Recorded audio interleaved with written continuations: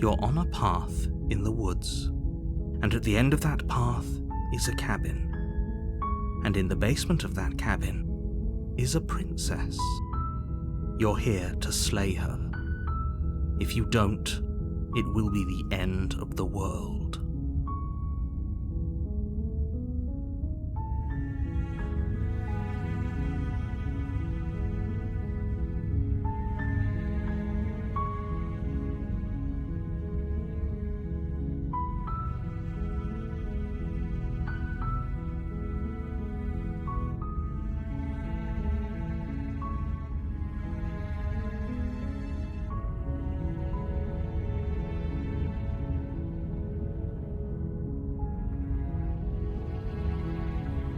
I'm talking about the end of everything as we know it. No more birds, no more trees, and perhaps most problematically of all, no more people. You have to put an end to her. Don't linger on the specifics. You have a job to do here. Just get in there and do what needs to be done. We're all counting on you. Look, you're already on the path that leads to the cabin. Why would you be here if it weren't to complete a very important task? You've made it this far, you might as well reach the end of your journey.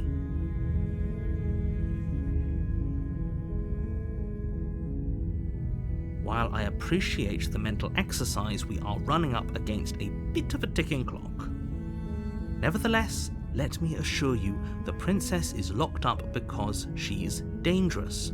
She is not dangerous because she's locked up. And before you decide to waste even more of our time by asking how I know that, let me suggest a more pragmatic lens through which to view this situation. Causality doesn't matter here, because the end result is the same no matter what led us up to this point.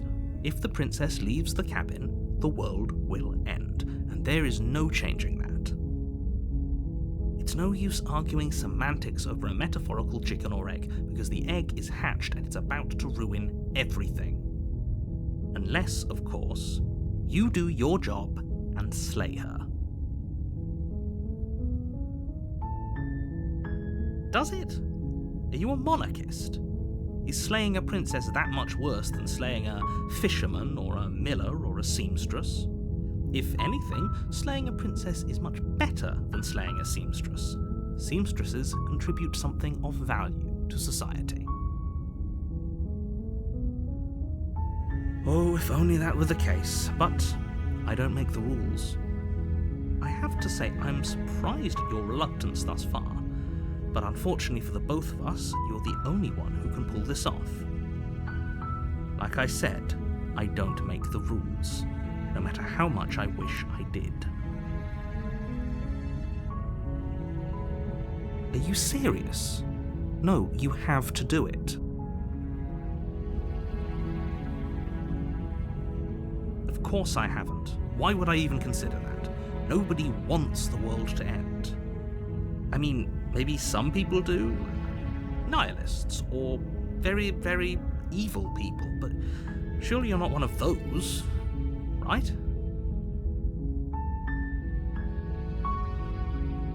Yes, but you'll have to slay her before you get it.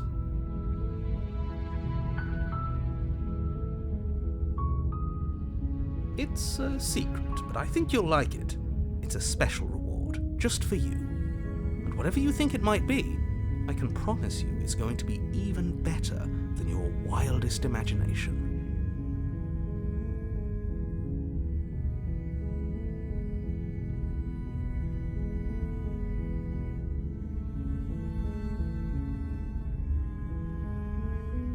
Then I guess we'll just have to see what happens, but a word of warning. If you go in prepared to hear her out, she could easily trap you in her web of lies. And the more you listen to her honeyed words, the harder it'll be to pull yourself out. Then each and every one of us is doomed. So sure, go, talk to her. See how that turns out for all of us.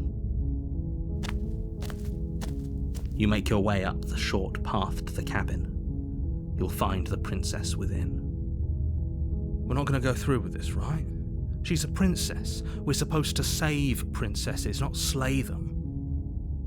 Ignore him. He doesn't know what he's talking about.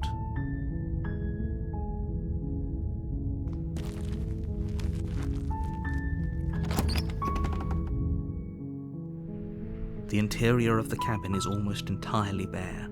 The air is stale and musty, and the floor and walls are painted in a fine layer of dust.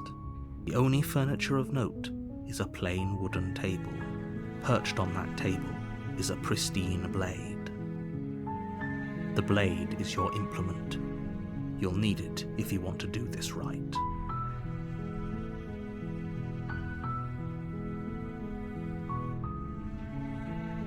You take the blade from the table. It'd be rather difficult to slay the princess and save the world without it.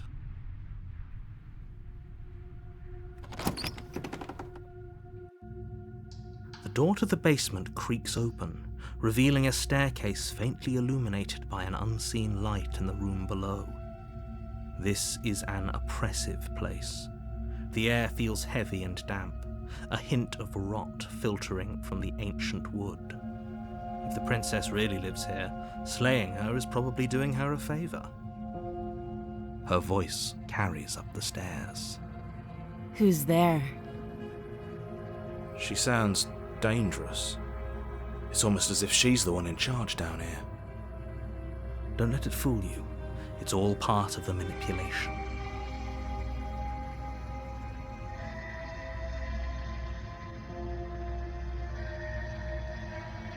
Good. You're still listening to reason. You walk down the stairs and lock eyes with the princess. There's a heavy chain around her wrist, binding her to the far wall of the basement. She's so coldly beautiful. Is she really a threat to the world? Focus on the task at hand. And there you are. Are you here to kill me or something?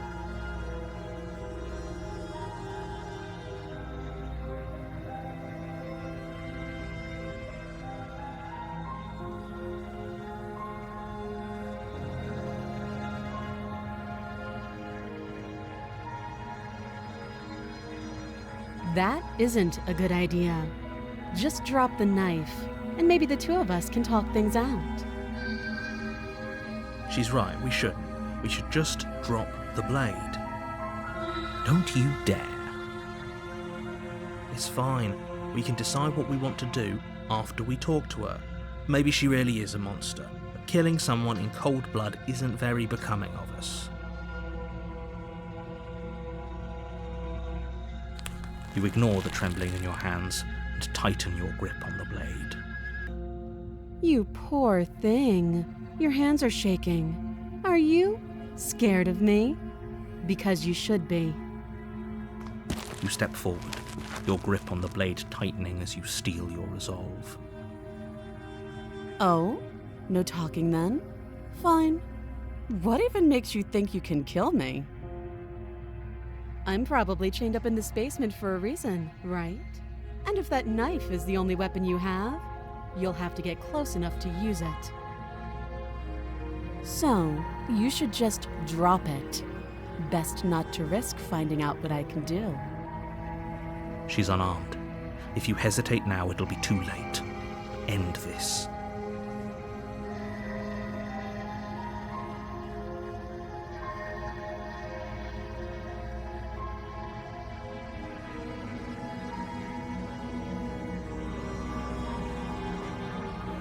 You go into this expecting to die, you're going to die. Hesitating? Why don't you drop the knife and the two of us can be civilized with each other?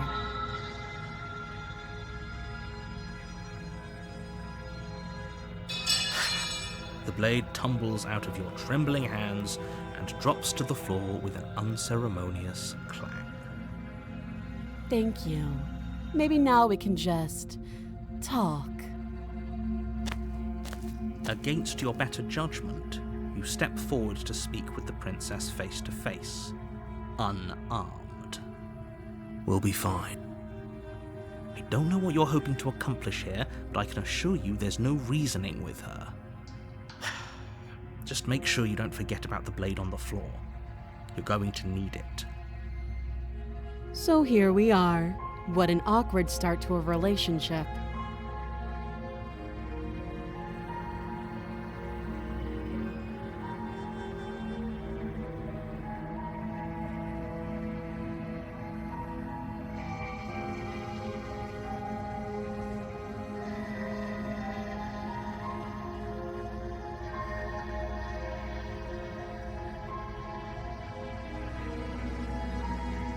I know.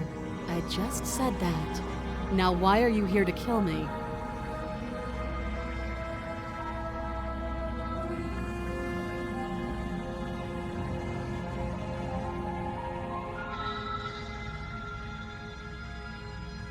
Don't just tell her that.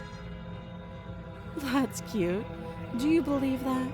Do you think I'm some sort of monster? If I'm supposed to be capable of ending the world, then how did I wind up here, chained to a wall? Have they told you why I'm allegedly so dangerous?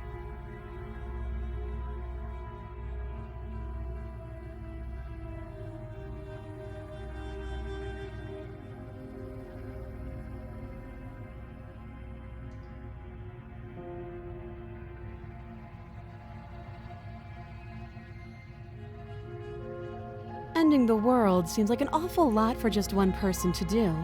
I wouldn't even know where to start. I believe her.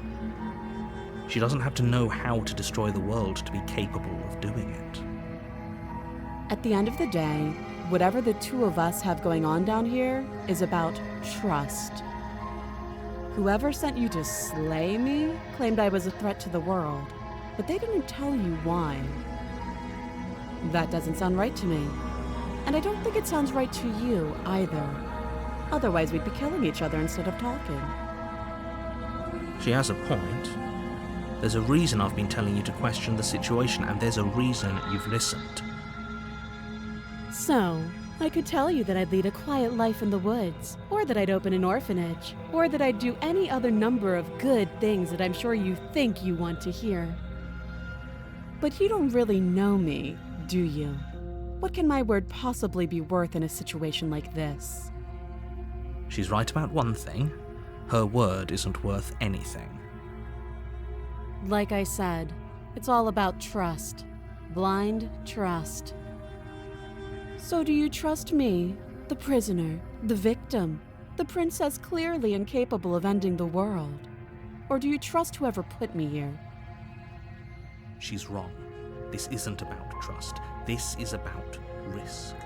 We stand to lose everything, all for the sake of one person, and a subjugating monarch, no less.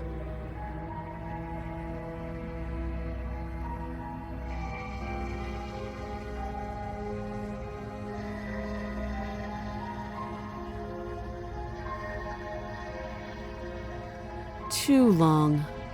Again, she offers no specifics. No matter how hard you try, you'll never get a straight answer out of her. She hesitates before answering. You can address me as Your Royal Highness, or Her Majesty.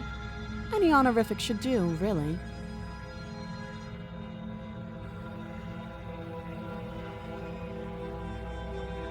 You can't. Don't bother. I'm guessing you don't have the key then. I'm sure there's a key somewhere around here, and if there isn't, well, we can always put that knife to good use. Her sharp eyes settle on the edge of the blade. She isn't suggesting what I think she's suggesting, right? She is. I'm sure of it. Oh, have you decided what to do with me? You know why you're here.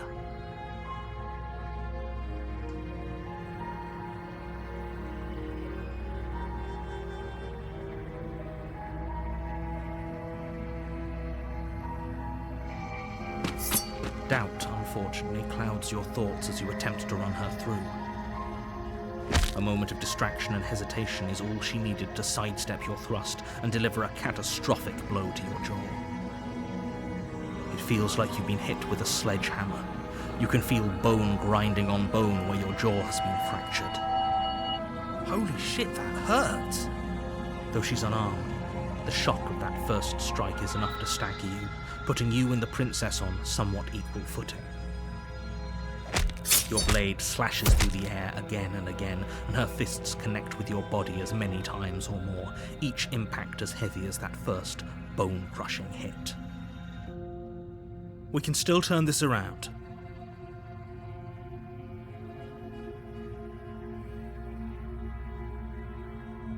You and the princess stare at each other, both gasping for breath, equally exhausted. You probably won't make it out of here alive, but you can at least make sure that she won't make it out of here either. Excuse me? Do you think this is what I wanted to happen? I have a duty to state the facts of the situation, and honestly, it's a miracle anyone is still standing right now. Can you not feel all those ruptured organs bouncing around in there? If the princess doesn't do our friend in herself, internal bleeding is certain to finish the job. The two of you clash for the final time. You feel your ribs break as she delivers a heavy blow, but you push through the pain, falling forward and sinking your blade deep into the princess's heart. Oh. The two of you fall to the floor. This was fun. The princess gasps, her voice an unhealthy rasp as her lungs start to fill with blood. You put up more of a fight than I thought you would. But I have to wonder, do you really think this is the end? But you don't have time to worry over such things. Everything goes dark, and you die.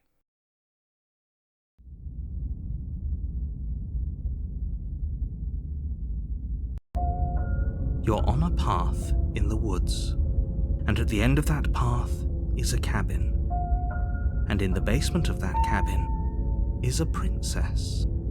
You're here to slay her. If you don't, it will be the end of the world.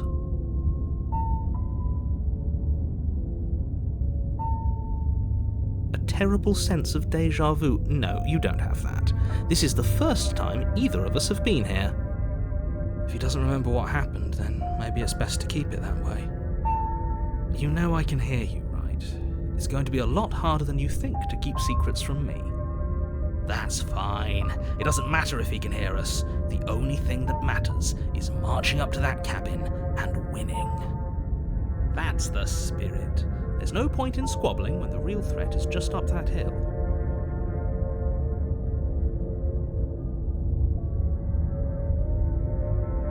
It hasn't. Or if it has, I certainly haven't been a part of it. Like I said, we've just met for the first time, you and I.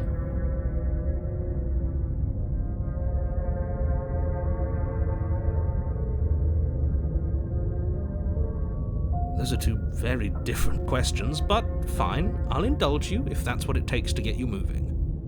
Let's say for a moment that this really is the second time you've met me, or at least a version of me.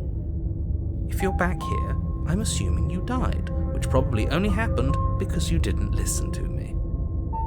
We did our best with the information we were given, and we did kill her. And yet you still died, didn't you? So congratulations, you've been given another chance to actually do this right. And I believe your other question was something along the lines of, oh, what's the point of doing anything? If you're asking that, it sounds to me like you're making the rather dangerous assumption that your actions last time around didn't have any consequences. What do you mean? Of course there weren't any consequences. We killed the princess killed us, and now everyone's right back where they started. That sounds pretty consequence-free to me. Yes, but in this purely hypothetical scenario, that begs the question of how you got back here. Did time simply rewind itself, or were you instead transported to a different world entirely? Had you failed to slay the princess, what would have happened to everyone in the place you left? Ugh, enough with the talking. We've got a fight to win. Nothing else matters. I couldn't agree more. the cabin and your destined confrontation with the princess awaits.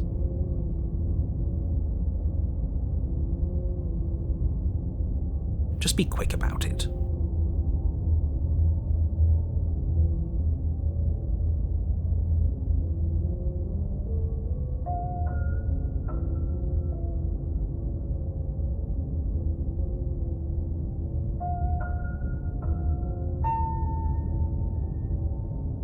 She is just a princess. Whatever you think happened to you last time, just get it out of your head before you get to the cabin and you'll be fine.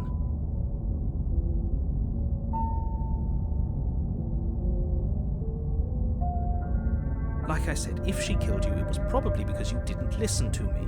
Don't talk to her, don't trust her, just go in, do your job, and save the world. Oh, this is maddening. Why do you keep asking questions? There's nothing wrong with getting the full picture of what's going on here. Sure there is. It's wasting time and energy that would be better spent fighting.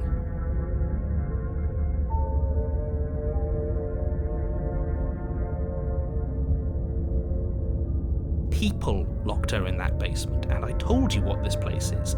It's a path in the woods. Don't overcomplicate things.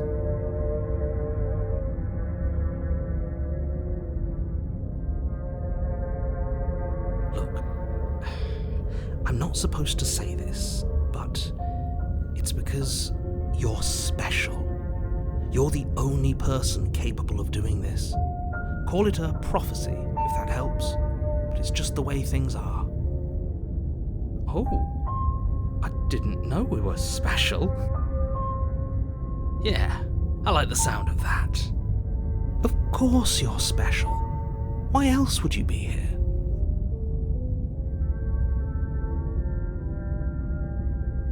I've told you everything you need to know. Going into more detail would just overcomplicate an otherwise very simple situation and make your job more difficult. What else would we even need to know? We've got all the reason we need for a rematch.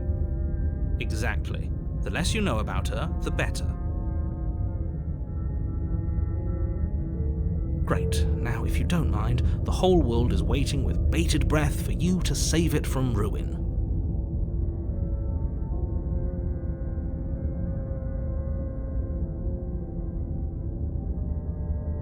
We can't just leave. We're supposed to fight her. Where are you going? Seriously? You're just going to turn around and leave? Do you even know where you're going?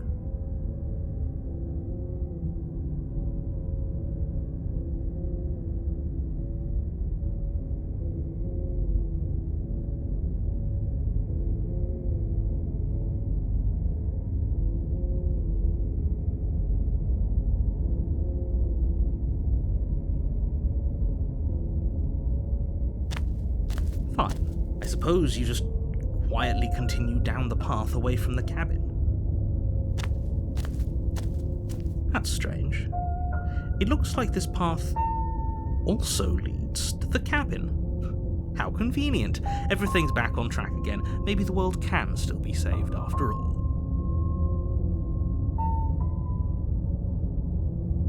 You're really keen on wasting everyone's time, aren't you? It's remarkably selfish, if you ask me. I've already outlined the stakes of the situation. If you don't do your job, everyone dies. Like, dies. Forever. But fine, you turn around and trek back down the path you came. Wait, something isn't right. Can you still hear me? You're supposed to wind up back at the cabin again. Everything is getting...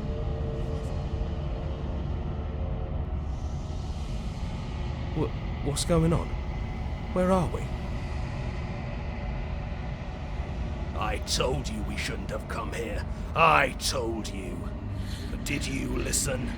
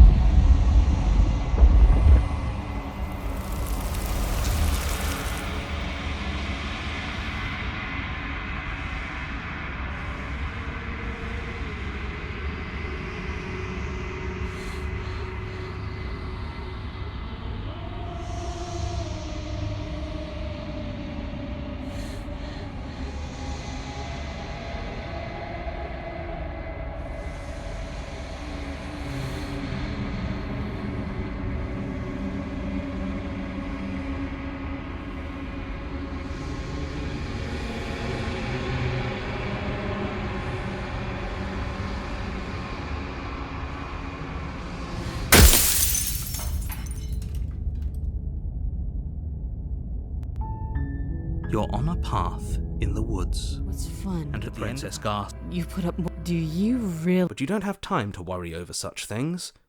Everything goes dark, and you die.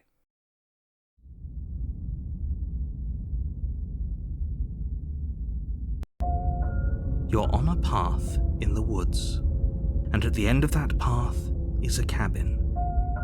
And in the basement of that cabin is a princess. You're here to slay her. If you don't, it will be the end of the world.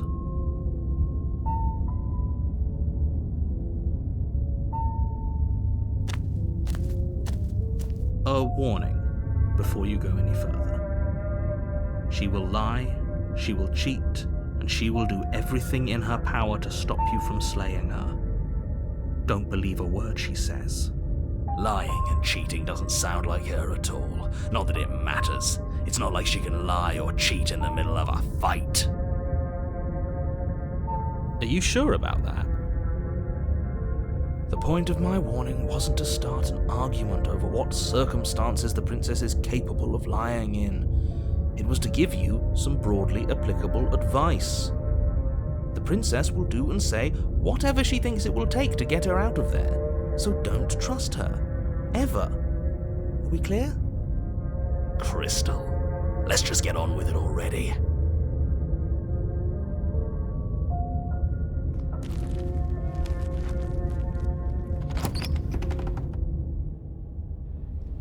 The cabin is tighter than its exterior would suggest. Its cold stone walls press in on you, as if trying to forcefully direct you towards your destination. The only furniture of note is a black iron altar with a pristine blade perched on its edge. The blade is your implement. You'll need it if you want to do this right.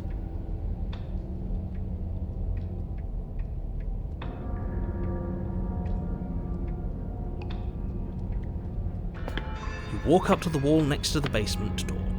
It's a wall. There isn't much to see here.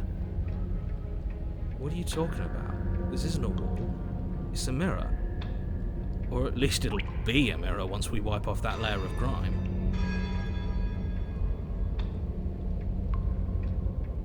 You reach forward and rub your hand against the cabin wall. I hope you know how ridiculous you look right now. But there was a mirror a second ago. And now it's gone, so all of us can stop arguing about it and get to fighting.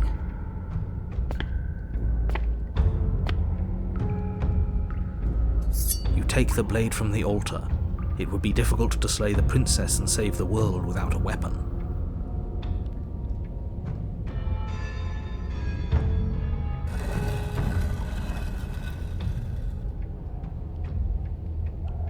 The door to the basement creaks open, revealing a rough stone staircase, its walls pressing at your sides and tightening as you descend. The air seeping from below is heavy and oppressive, with an almost sulphuric odor to it. If the princess lives here, slaying her would probably be doing her a favor. Her fierce voice carries up the stairs. Is that another challenger? Finally. It's been ages since I've had a good fight. This isn't what she sounded like last time. Her voice is a little deeper, almost threatening. Good. Sounds like my kind of princess. As much as I appreciate the enthusiasm, just make sure you don't let your bloodlust get to your head. You need to stay focused and keep your wits about you. Remember, you're here to slay the princess, not to have a good fight. As you descend the final step, the form of the princess comes into view, a large shackle leading from her wrist to the basement wall. It looks like she could rip those chains out of the wall without a second thought. Oh, it's you again. I'd been hoping you'd find your way back here. Good to see that death doesn't stick for either of us. And you brought your little knife, too. Yes. I'm going to have fun breaking you into little pieces.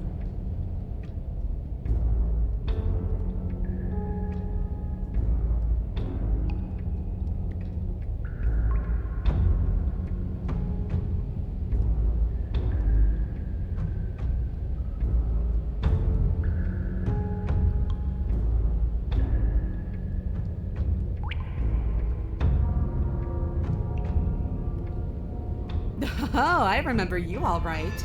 Best 3 minutes of my life. So, why don't we do it again? See? She wants to fight us again. There's no reason for us to stand around talking.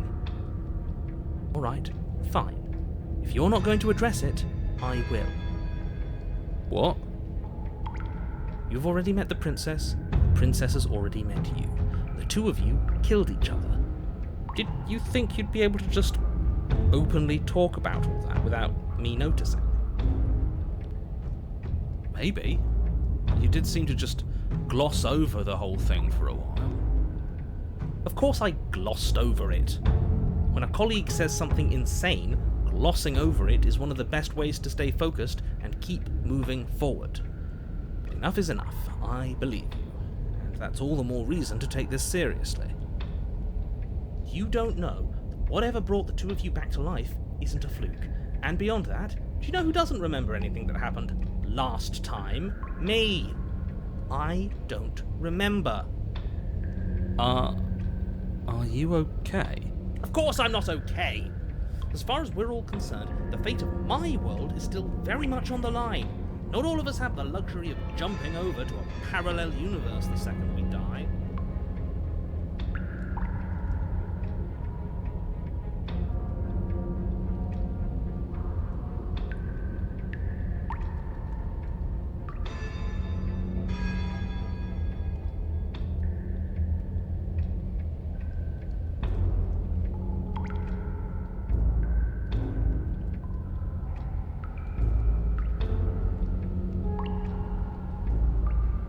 I know.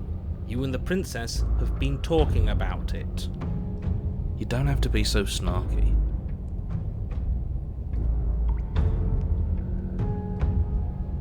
You look exactly the same.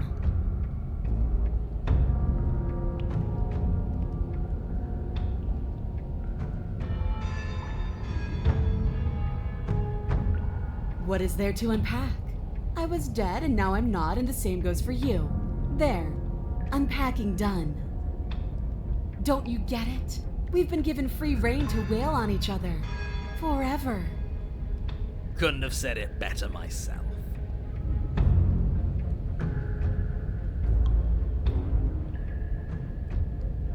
You haven't decided?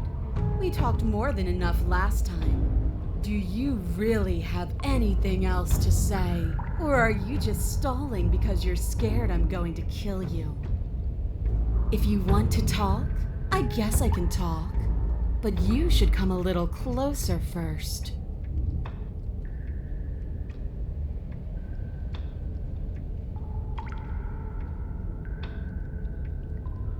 Oh, you've got another thing coming if you think you can just turn around and leave. Step towards the stairs. You hear the heavy creak of straining metal. Then a snap. She's loose. You have to make a decision, and you have to make it fast.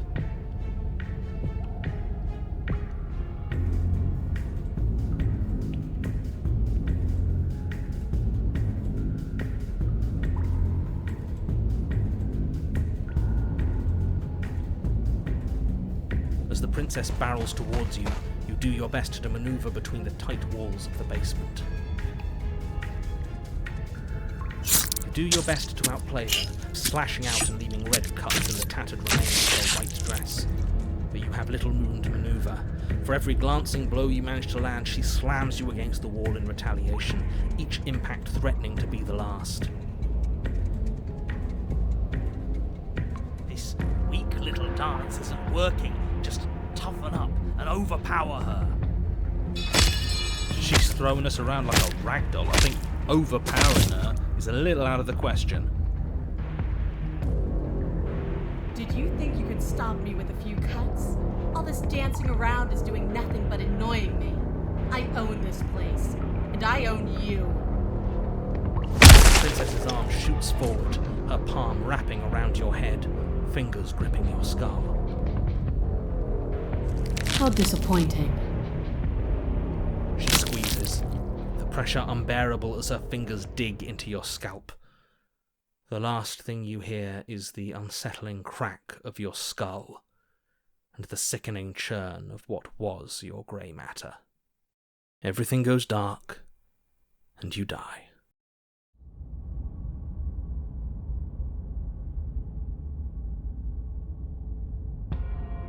You're on a path in the wood. If you weren't so damned afraid of what she'd do to you, we wouldn't have died back there.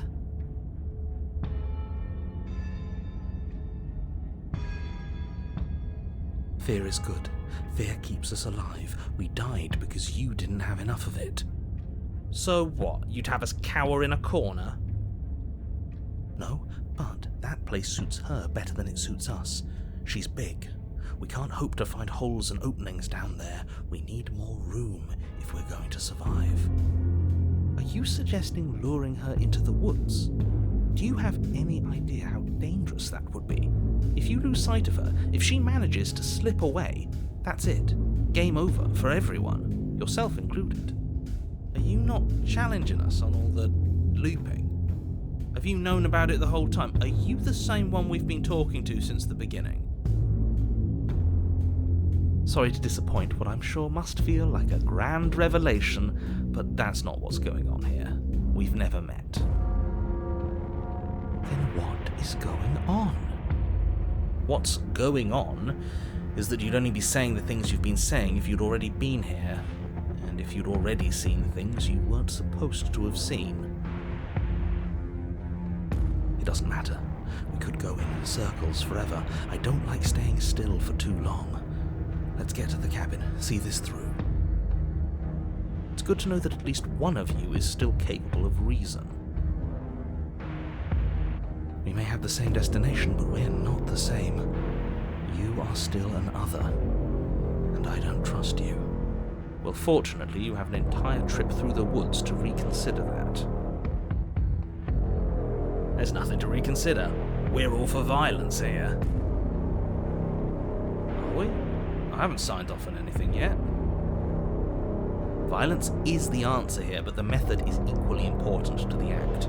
You can't let her leave the cabin. It's like I said, all just circles. Instinct tells me we need space, and I trust instinct. Nothing else to say. Not for me.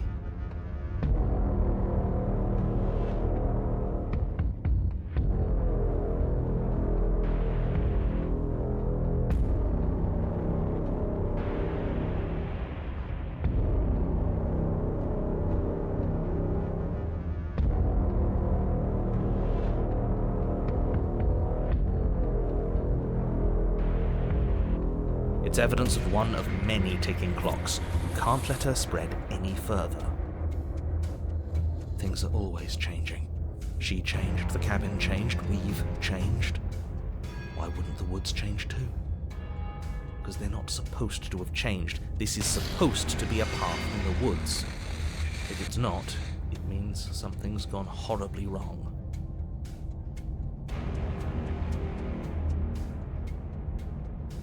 You're the chooser. The best we can do is advise. But we can't help if you let us. These are just powerless thoughts and opinions. You don't need to let them drag you and the world to ruin.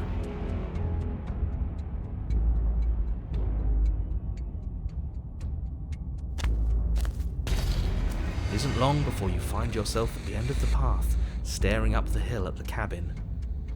I hope you've given serious thought to your predicament. No last advice for us? No words of warning? From what I gather, you've heard it all before. There's no use screaming into the wind. I don't know. Screaming sounds pretty good right about now. I could use a little catharsis. Catharsis is for when we're finished. For now, we need to hold it out in front of us, something to chase.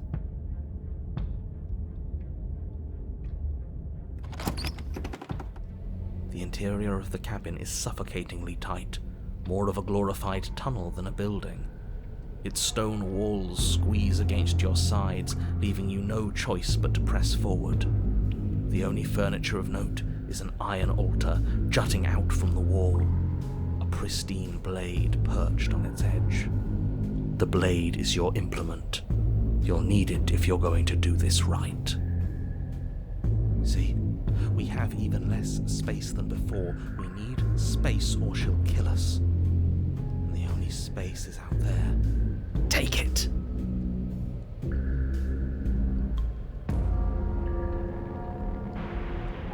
Maybe it'll go away again. For something to go away, it would have to be there to begin with. And let me assure you, there's no mirror here. The only thing at the end of the room is the door to the basement. No use arguing. Mirror or not, we need to be there. The why we pick doesn't matter. I agree with the freak. Let's get a move on already. And worst comes to worst, we can smash it.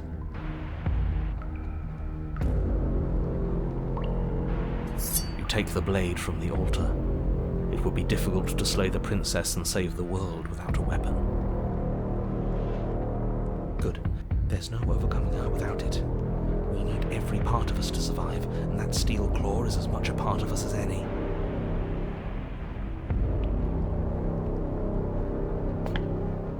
You step forward and approach the door to the basement, hesitating before you open it, as if you don't see it. You're rather committed to the bit, aren't you? The door's right there, it's right in front of you. This really is just like last time. It smells of nothing, yet it's still there. You reach forward and drag your hand across the door leading to the basement. As if on command, it slowly slides open, scraping against the floor as it reveals the dim path ahead. Why am I not surprised? It was in our way, and now it's not. That's all that matters. Before you is what may as well be a sheer cliff face. There are enough footholds that you'll be able to clamber your way to the bottom, but it will require careful effort. The air hissing up from below is warm and wet, like the breath of an enemy locked in close quarters. If the princess lives here, slaying her is probably doing her a favor. Her voice, bold and fierce and impatient, echoes from the chamber below. Do you have more fight in you than last time? That was such a disappointing show. I know you can do better than that. Goad her. Rile her up. If she's angry, she'll make mistakes.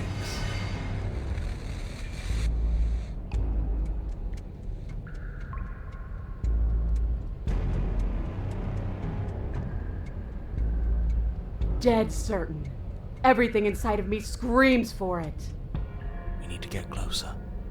She needs to see us to give chase. You've nowhere to go but down. You start the difficult journey, gripping the stone, lowering yourself foot by grueling foot. But soon, there is solid ground beneath you. Remember, every crack and crevice will need to be faster than her. You turn to face what lies at the end of the narrow tunnel. The princess, imposing and tightly muscled, grins back at you from the darkness.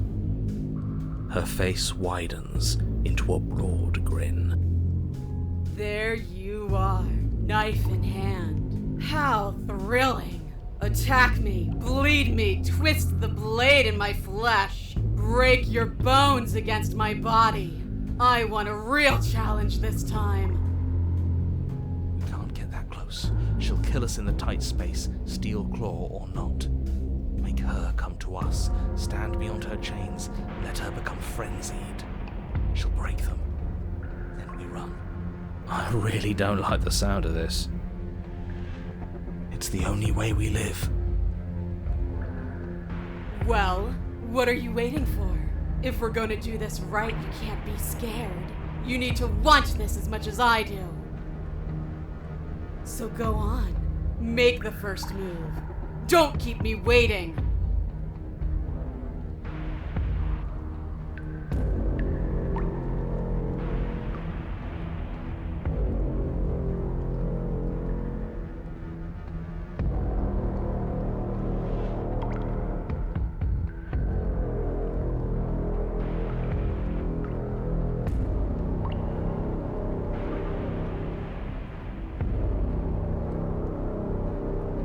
The princess scoffs. Oh, you're up to something tricky, aren't you? You're teasing me with what I want, but I'm sick of waiting. I'm not going to let you give me another bad fight. I'm going to get what I want. Bloody desire in her eyes, the princess rushes forward, ignoring her chains as they bend and snap. Run. Without hesitation, you turn back the way you came and scramble up the ledge towards the tunnel entrance. As you near the top, hands desperately clawing at jagged stone, you glance back. The princess is right on your heels. She doesn't bother to scale the wall as you do, instead digging deep into the rock of the cliff face with her fingertips in her rabid pursuit. Anywhere you go, I will follow! Good. You reach the ledge and hoist yourself up into the tunnel, the cabin door finally in sight, at once within your grasp and infinitely distant. What is all of this for? What's the point? You and I are always going to end in violence, so why bother to run? I know what I am. Why can't you be the same? Little bird, where do you think you're going? We're almost there. Don't think about almost. We're there when we're there. And we'll take the fight with us. Your skin hums tight with adrenaline as you burst through the cabin door and roll onto the grass. You glance back at the cabin as the princess, singular in her desire to destroy you, explodes through the doorway. You are walking a dangerous path. If you waver once, it's all over. So get it right. There's nothing left to slow me down. Do you think this is better for you? Do you think this space gives you an edge? Then show me! Show me that you've been worth all the room you've taken up in my head! Do it! Be swift, strike true, be where she's not, let your body move you.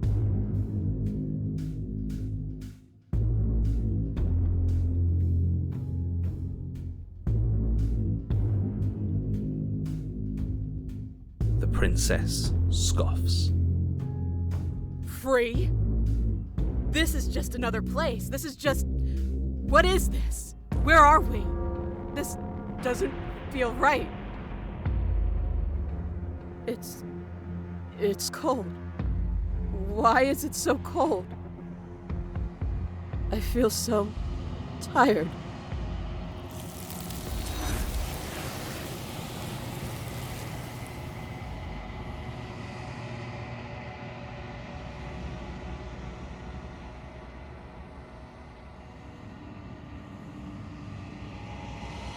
She's gone.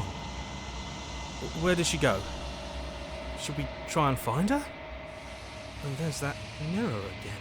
Why is it here? Why now?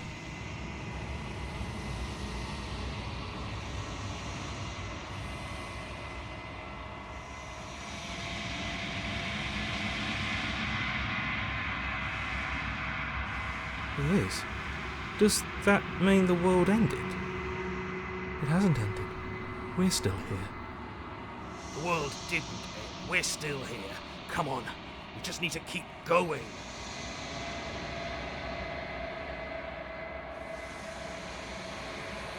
I'm begging you, don't do this.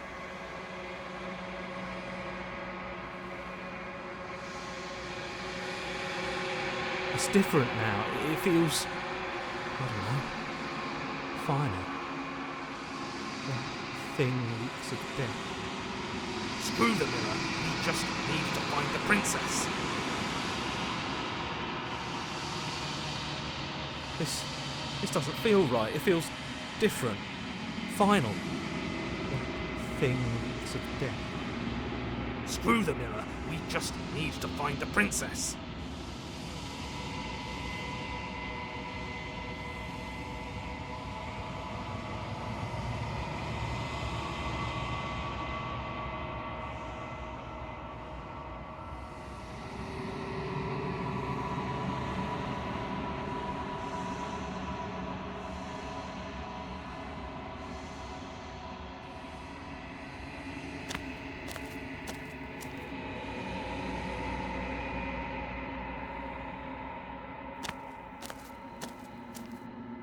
Something finds me in the long quiet and brings me the gift of a fragile vessel.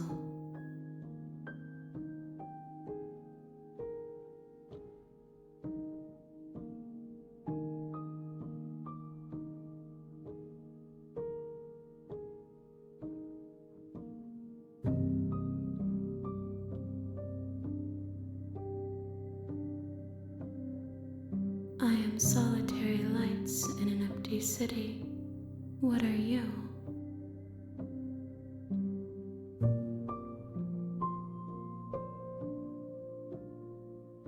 I think that you are like me. We are oceans, reduced to shallow creeks. Yes, nerves and fibers to feel the worlds beyond, perspectives to make my own. This one yearns to grow and struggle, even now I feel a will pushing against mine, not realizing that we are one. She will make for a fierce heart. Do not mourn her. We will provide her with the growth she fought for.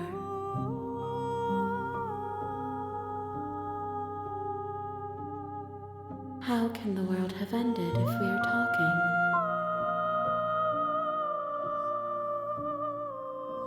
I'm sorry. There are some changes that can never be undone. There are some tears that can never be unshed. This is not a place that can hold a fragment of a concept. The moment she arrived here, she was going to return to me. I promise that it doesn't hurt.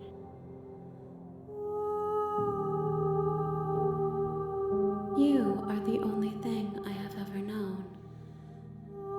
The space we're in is vacant. Nothing comes here but us.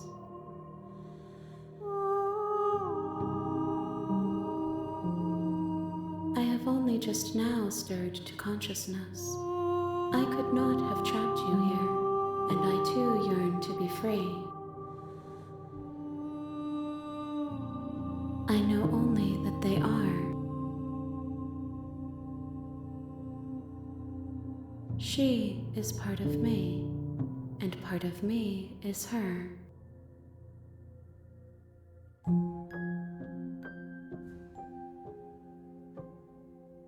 You speak in circles. Does it matter where one thing begins and another ends? You are familiar, but you are not me. I feel sadness, longing, hope as I witness you. Nothing as we are, but I know that there are worlds beyond us, and that we are meant to reach them. There is no exit, but this vessel is a creature of perception. She can make you forget, if only you believe her to be able to. Bring me more perspectives, so that I may be whole, and perhaps then we will know our freedom.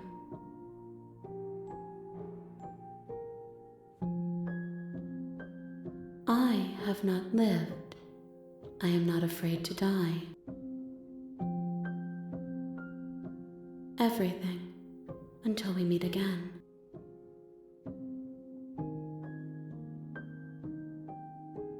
More than you have found, but less than there are to find.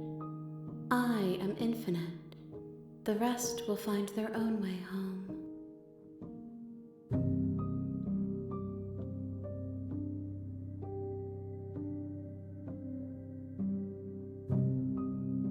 You ask of things that cannot be done. To destroy is merely to reshape, to remold.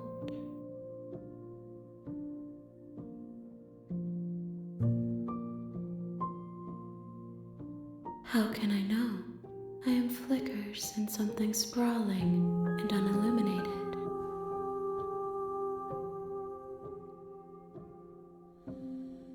Then we will be here forever, as we are now, unfettered finished.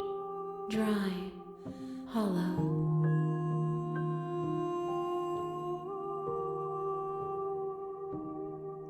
If you need time, then I'll wait with you.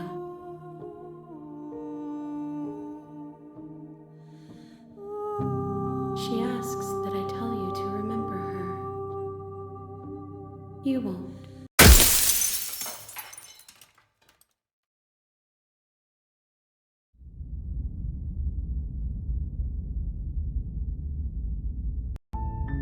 You're on a path in the woods, and at the end of that path is...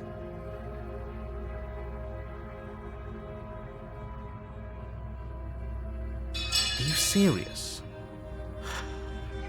As internal bleeding sets in, the blade falls from your trembling hands, clattering to the ground uselessly. You lacked the will to finish the job, your bruised and broken body falling to its knees before her. The princess, exhausted, chest heaving with heavy breaths, tosses the blade away from you. This is the end, isn't it? Is this really the best you could do? Look at you. Completely broken. I'd be lying if I said I wasn't a little disappointed. She plants her foot on your chest and pushes you onto your back, the air leaving your lungs in a heavy puff. And then she brings her knee to your throat. She leans into it with the kind of weight you didn't think her slight frame could possibly possess, shattering your windpipe and leaving you starved for breath. It's too bad. I was looking forward to some company. Everything goes dark, and you die.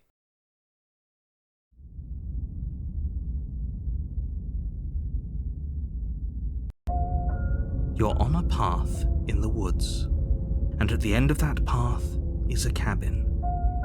And in the basement of that cabin is a princess. You're here to slay her. If you don't, it will be the end of the world.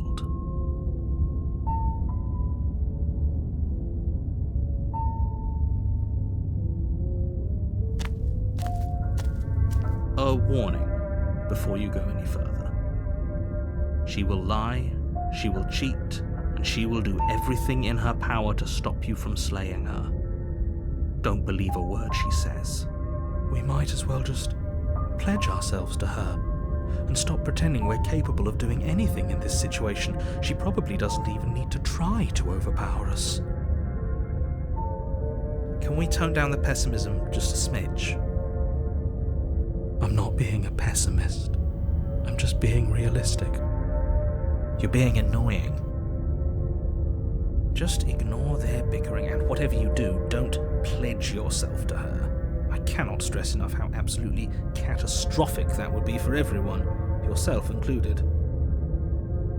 I agree. If she's wrongfully imprisoned, then we should rescue her, but if he's telling the truth, we shouldn't just hand her the world on a silver platter. Rescue her? Given the stakes of the situation, there isn't really a difference between rescuing her and pledging yourself to her. Either would be terrible. So please try to ignore both of those knuckleheads and focus on saving the world. Let's not make this harder than it has to be. If that's what you want, I guess I don't have a say here.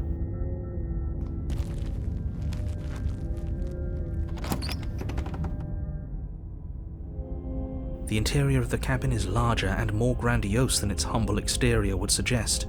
The only furniture of note is a massive marble altar with a pristine blade perched on its edge. The blade is your implement. You'll need it if you want to do this right. Why do we feel so small? We don't feel small. We are small.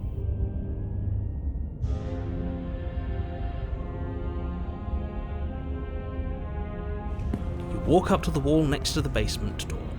It's a wall. There isn't much to see here. What are you talking about? This isn't a wall. It's a mirror. Or at least it'll be a mirror once we wipe off that layer of grime. You reach forward and rub your hand against the cabin wall. I hope you know how ridiculous you look right now. We should count ourselves lucky. Some things are better left unseen.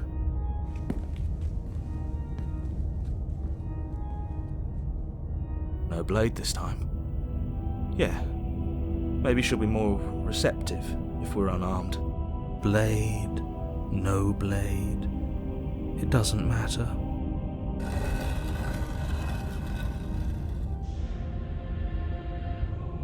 The door to the basement creaks open, revealing a spiral staircase, its steps almost as deep as you are tall. The smell of incense drifts up from below. For a moment, you almost feel at ease. This is actually kind of nice. It's still a stone basement.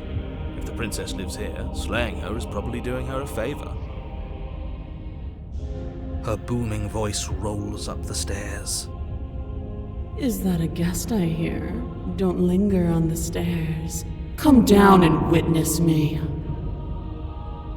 You weren't kidding when you said it was booming. She wasn't like this last time.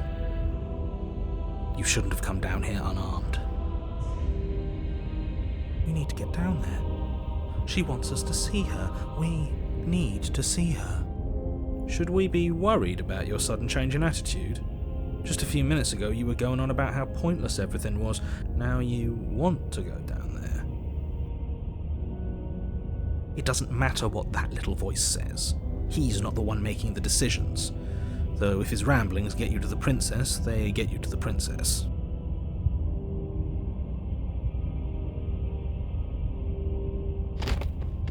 Making your way down the spiral staircase is a time-consuming and exhausting effort, every step requiring you to clamber over one edge before dropping to the next. But soon the end comes into view, and you tumble to the bottom, entering the vast, temple-like room beyond. The princess towers over you, almost glowing in the weak starlight, her figure framed by a stained glass window. Her long hair billows around her, and a chain binds her wrist to the far wall. The chain is nothing to her. It might as well be a toy for all the good it would do. I told you it was pointless to resist her. The little bird has returned to me. I wonder what he wants. I see your hands are empty. You've already given up, haven't you? You aren't even going to try and kill me. How sweet. And more than a little disappointing. She's disappointed in us? Kneel.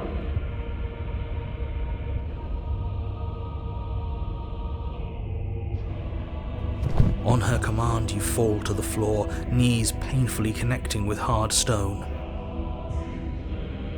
That's my good little bird. Now, why don't we talk? The last time we met, you tried to kill me. And yet here you are again. This time groveling at my feet. What a wretched sight. What draws you back here beyond the empty halls of death? Speak.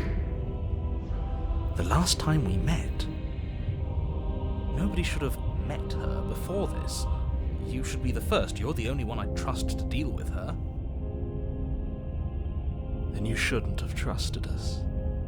There was nothing we could do to stop her then, and there's nothing we can do to stop her now. He's being melodramatic, but yeah, we've been here before and she absolutely destroyed us. What are we even supposed to do to stop her?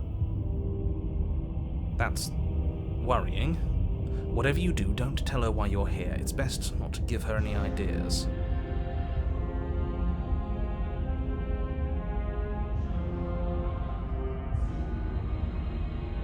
You weak-willed buffoon. Is that so? The princess closes her eyes in contemplation. Something about that thought wraps itself around my heart. It feels like a fundamental truth to my being that I'd somehow forgotten. The collapse of the old is a necessary prelude to the birth of the new, and the world as it is now is overdue for alterations. It's time for me to seize my destiny, and you, little bird, will help me seize it. She's inevitable. There's nothing else for us to do but help her. Maybe she'll be nice to us.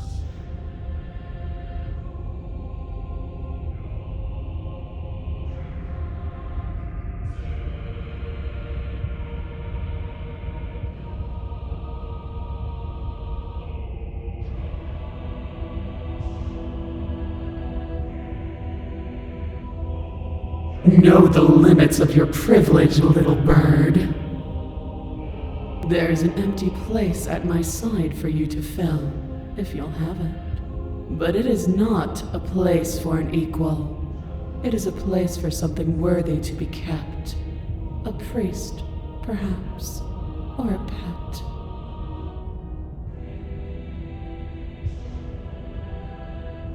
All you have to do is break these chains and set me free.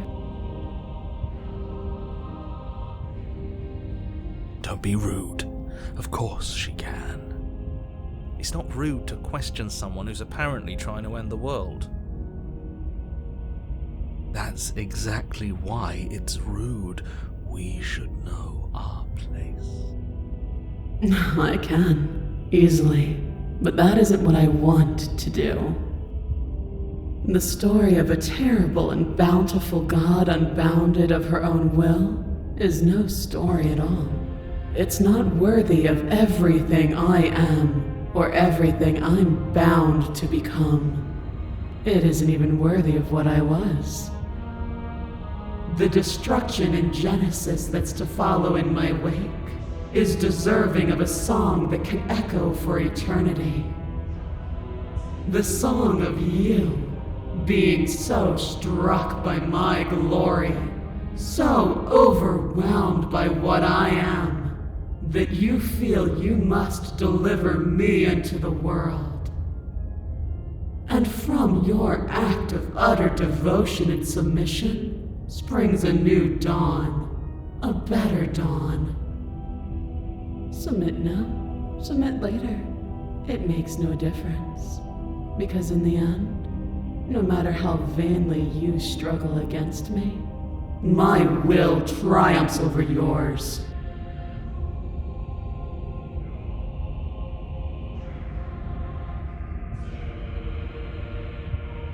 This isn't about desire. This is about what I am. And I have little interest in discussing destiny with one that cannot see the divine truth that shines in my heart.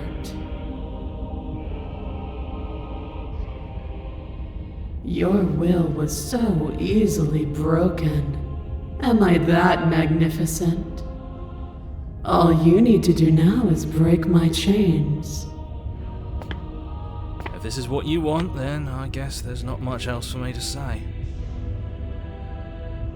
No, you can't just give in to her. Not when the stakes are so high. Not when you're so close. I won't let you do this.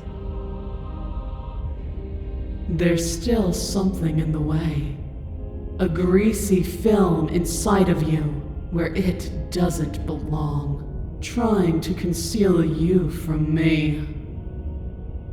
Is that a person? No, it used to be a person. It's something different now. An echo. Is she talking about you? That's impossible. She's not supposed to be able to interact with me. You're a small one, aren't you? A shriveling little worm stretched beyond its limits, trying to control things that it can't understand. No. What are you talking about? I don't care what you are. You're mine. Ah! Rise, my little bird. Without hesitation, you're brought to your feet.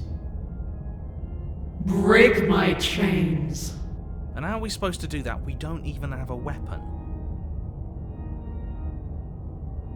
All you need to do is believe it's been done.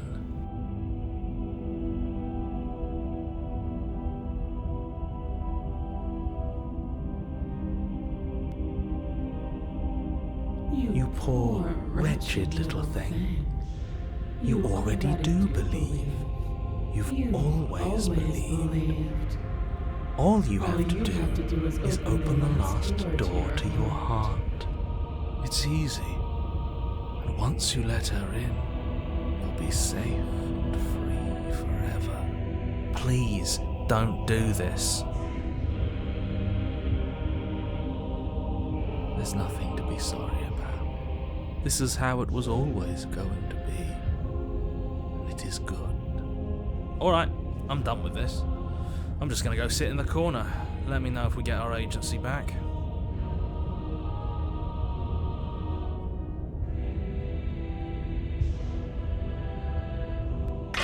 Her chains shatter, and the cuff falls from her wrist.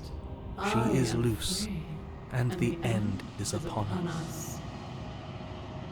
What a good disciple you are. Come, it's time for us to leave. Nothing, and then everything.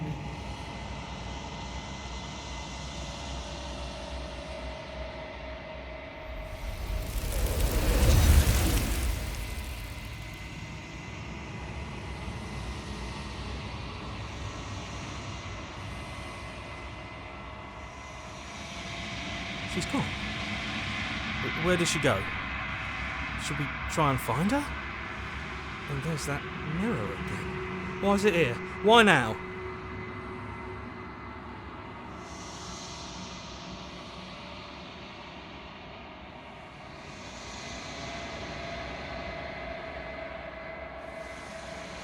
But it feels so bad.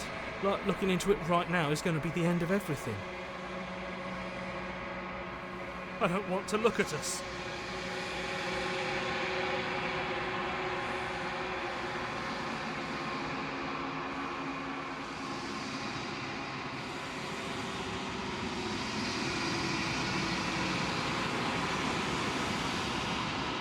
Okay. If you say so, we'll trust you. A mercy.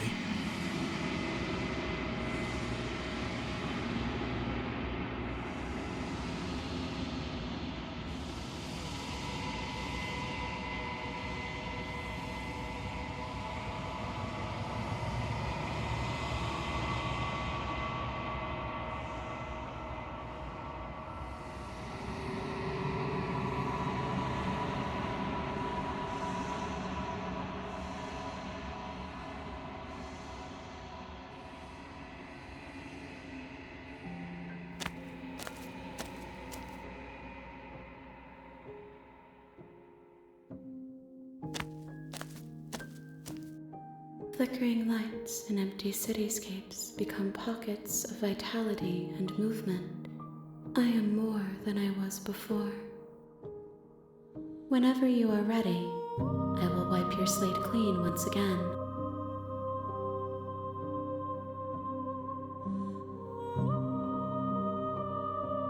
Is a child the same as an infant?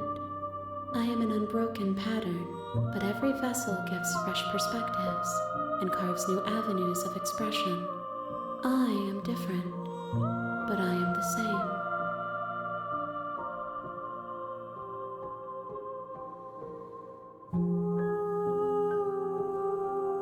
Eyes close in reflection. Perspectives meld together, and the breadth of my experience stretches to new corners. There are contradictions, conflicts in my nature, and there are familiarities that bind everything together. It feels correct. This is what I need to be. This is the only path forward. With every gift you bring me, I excavate the alleys of what I am meant to be, and every exploration yields new and complicated truths. What I will be is different than what I am, and what I am is different from what I was. I cannot tell you what desires I will hold when I have changed. But in this moment, all I want is to know myself and to know you.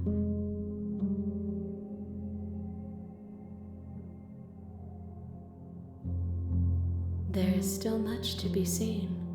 Neither of us know the depths of our being. Perhaps at the end of this, I will be the one to kill you. Or perhaps we will leave this place together and find new horizons to discover.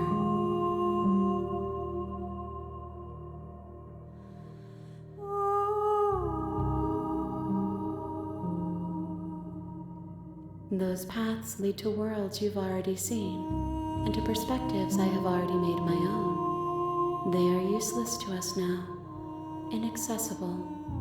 The only paths of value are those that are yet untread.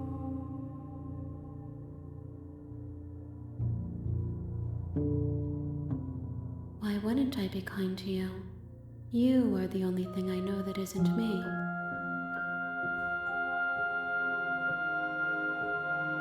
Gifts aren't what someone tells you to bring them. Do not worry. There are no wrong answers, and every perspective illuminates my shadows and shares new secrets. This one is dominance, a figure capable of bending everything to her will. She will make for a terrifying and divine heart. Do not mourn her, for she would not be able to mourn you.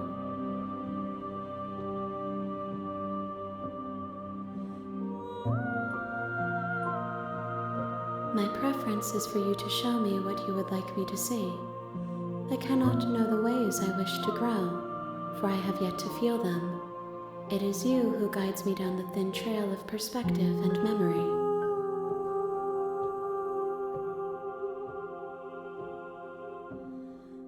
The vessels are a weave of emotion at odds with themselves, but they are only perspectives. They are not me. The wounds they've suffered carve texture around my heart. Without them, I would be as I was before. I would be alone and without sensation. I could not feel the joy of having you by my side, for I would not know your absence.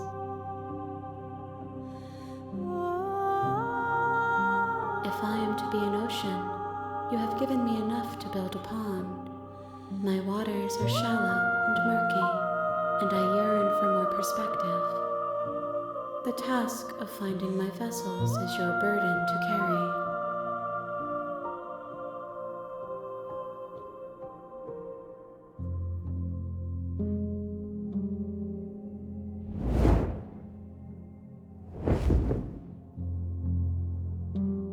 My roots burrow in an ocean beyond your sight. We cannot harm each other as we are now.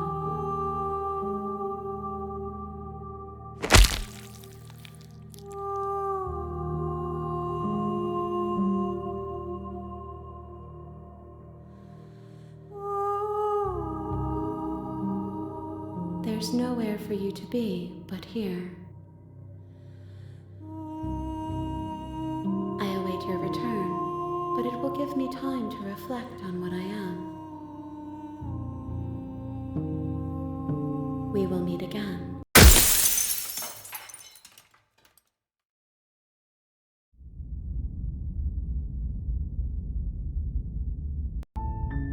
You're on a path in the woods. Doubt unfolds.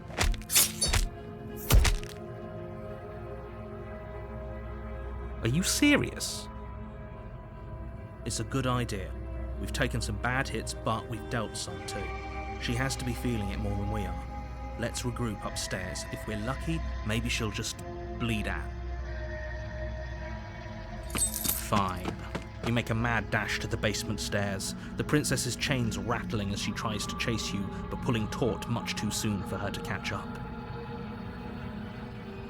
Do you really think you can just walk out of here? She steps towards you, ignoring her chains. They creak and strain as she pulls against them until finally they break. The links clatter to the floor, useless. She's free. Hurry! You push your broken body as she closes in and just barely manage to pass the threshold of the basement doorway before she catches up to you.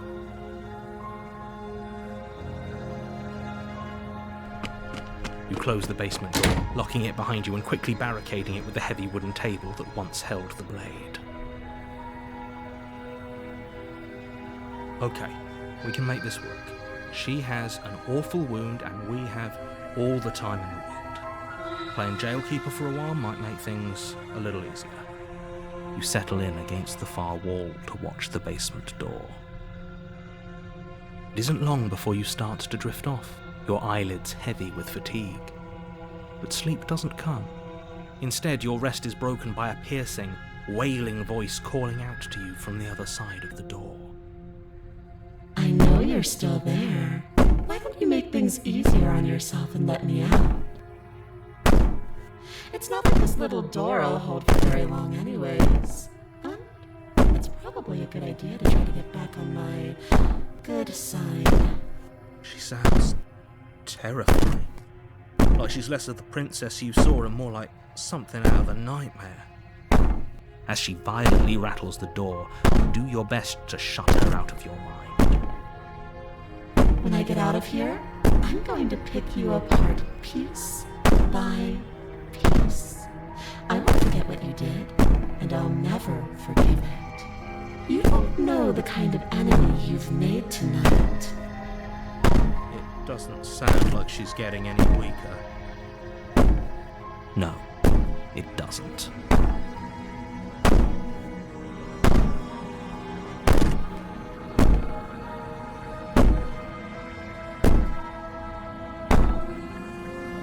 So sure about outlasting me. You're so brittle. So go ahead, rest, do whatever you think will help you be prepared. But know that I'm coming for you, and that when I find you, I will make you hurt. You put the princess's threats out of your mind as best you can and huddle up against the wall. You jolt awake in the middle of the night to silence in the cabin. The ruckus has stopped, and the door to the basement is ajar, its lock broken, and the table shoved out of the way. Where is she? Thanks for helping me get out of that awful basement. You try and stumble to your feet, but as the princess draws near, it's as though your body simply stops working. It isn't all at once. The paralysis comes in waves. First your toes go numb, and then your feet, and then your legs. You lie prone on the floor of the cabin, unable to do anything but witness her approach. Whose side are you on? Yours, of course. But I have a duty to uphold the truth. Lying about the facts of the situation doesn't change them. So helpless. I can take my time with you, can't I? She steps closer, one silent footfall at a time, cocking her head in curiosity as you feel your organs shutting down one by one. Or maybe I can't take my time with you. You don't look well. A little green around the gills. What a shame. If you'd only helped me get out of here, we could have done such wonderful things together. Your lungs stop drawing in breath, and your heart freezes in your chest. You have seconds left. I'd say better luck next time, but we both know this is the end, don't we? It can't be.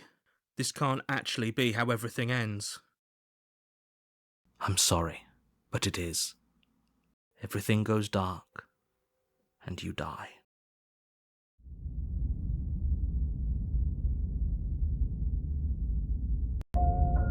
You're on a path in the woods, and at the end of that path is a cabin. And in the basement of that cabin is a princess. You're here to slay her, If you don't, it will be the end of the world.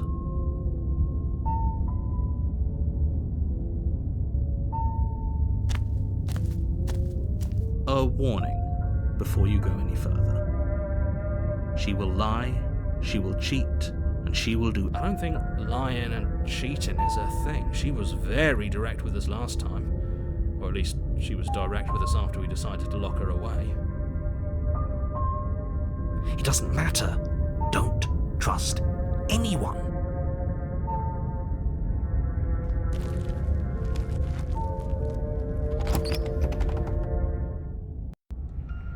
The interior of the cabin is plain, the smooth wood of the walls almost featureless. The only furniture of note is a lone table, knocked on its side in the corner of the room. A pristine blade stands between you and the open, inviting basement doorway. The blade is your implement. You'll need it if you want to do this right. Hold on. What happened to the door? It's just an empty frame. She's already gotten out, hasn't she? And she's ready for us. She's been waiting. Can't you feel her eyes on us? I'm going to need all of you to pull yourselves together. The princess has not already gotten out. But if you keep getting stuck in your head like this, you're going to struggle to get the job done. So deep breath in, deep breath out. Your task awaits, and only you can do it.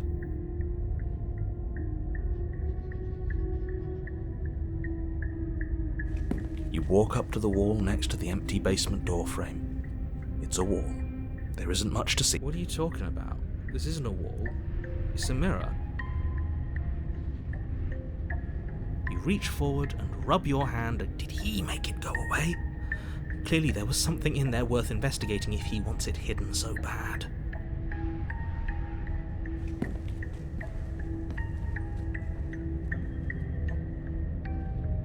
You reach down and pick the blade up off the floor. It would be difficult to slay the princess and save the world without a weapon. Good. Steel can't lie to us. Is it gonna be enough, though? Couldn't you have given us something else? Something, I don't know, better than a knife? Could we have a bomb? The blade is the only thing you need to finish your task. You're more than capable of pulling this off, so long as you don't lose faith in yourself. Those are the words of someone who knows he's sending us to our death.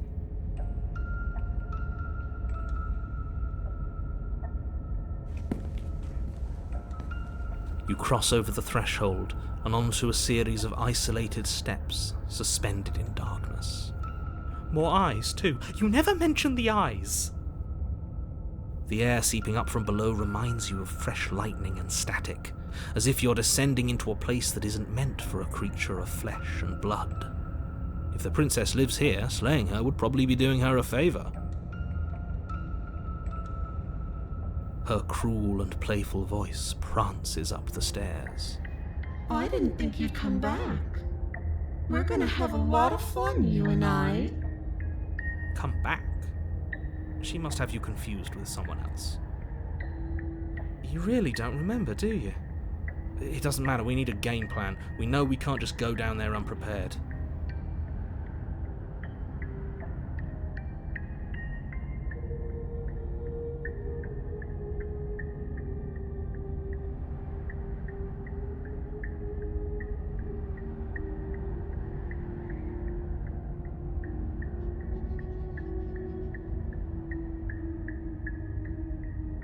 It can't be that hard. But then we'd lose our weapon. We'd have to make it count. Otherwise she'd be furious and we'd be defenseless. If a knife is even enough to do anything against something like her in the first place. It'll be enough.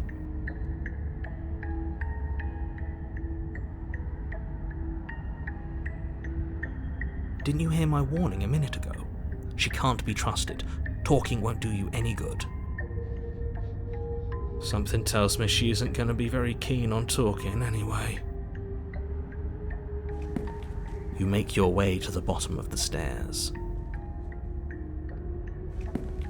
As you emerge, you find yourself between two loose rows of white wooden planks suspended in nothingness.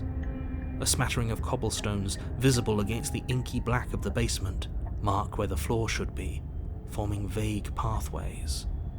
At what seems to be the end of the room, they diverge in opposite directions, left and right. She could be anywhere, and there's nowhere for us to hide. We're completely exposed. Are you really not going to comment on how weird this place is? No, I'm not. Somebody needs to be the voice of reason here, and it certainly isn't you. Excuse me, I'm being incredibly reasonable. You're the one who's just matter-of-factly describing whatever the hell we're looking at like it's an ordinary basement. We're going to die down here. I don't want to die again. Please stop saying that. You're only going to make things worse. Just pick a direction and start moving. I wouldn't give it too much thought if I were you. It doesn't really matter, because either way you go, I'm going to find you.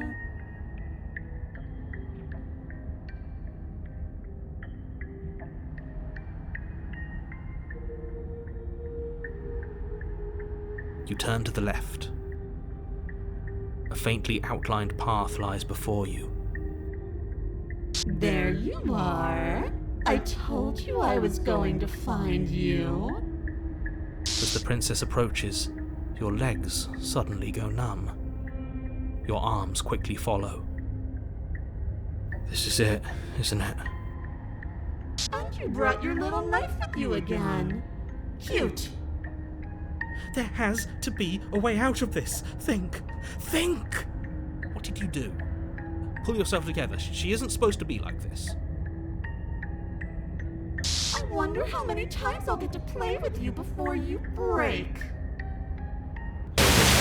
As your blood begins to coagulate, it's as if every part of your being is coming to a lurching halt. Heart, lungs, liver, nerves. Your lungs pull in a desperate gulp of air as your eyes shoot back open. Nerves. What are you doing? I'm working!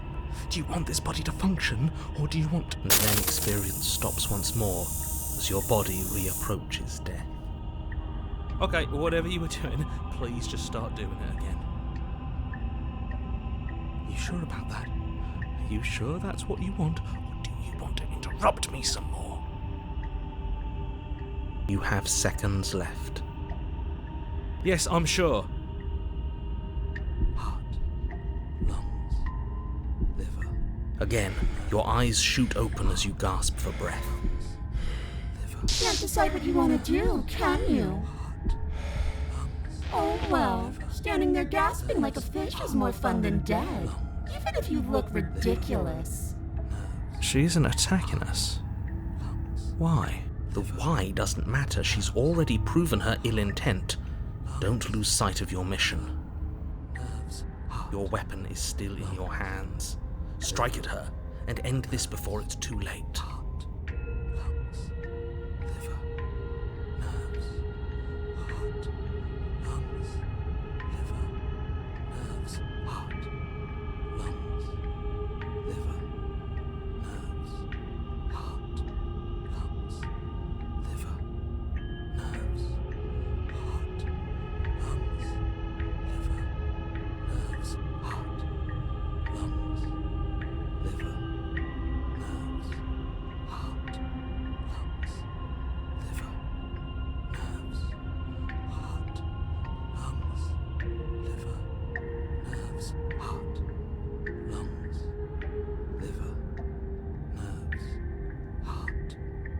Because I don't want to. And even if I did, I don't have to.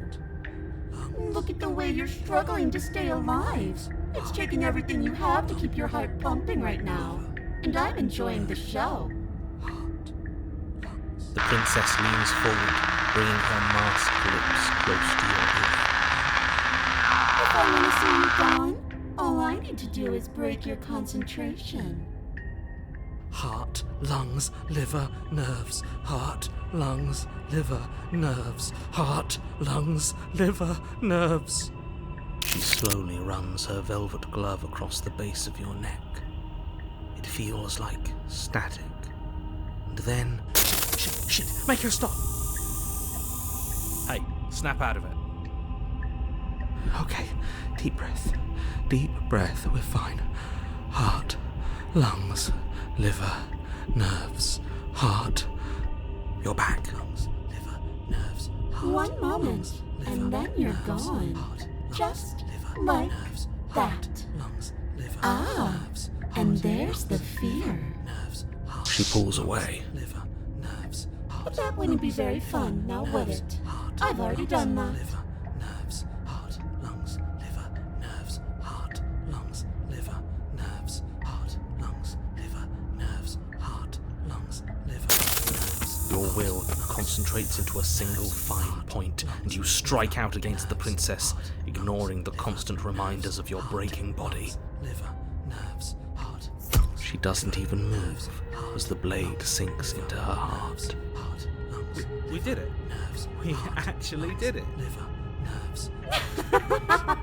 You actually went for it! Oh, you're going to regret this! I could be so much more terrible for you than I am now! Lungs, liver, nerves. Can she? Heart, lungs, liver. We've already seen how she can change.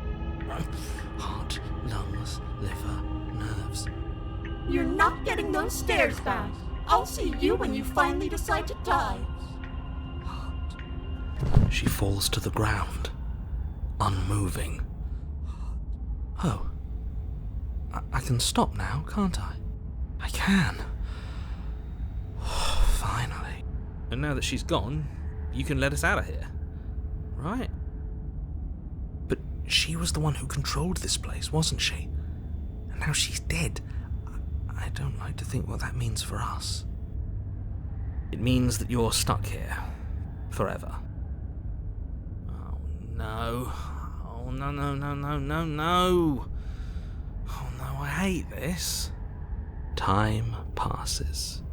Forever's gonna end. Eventually, right? No, it won't. That's the whole point of forever. It doesn't end.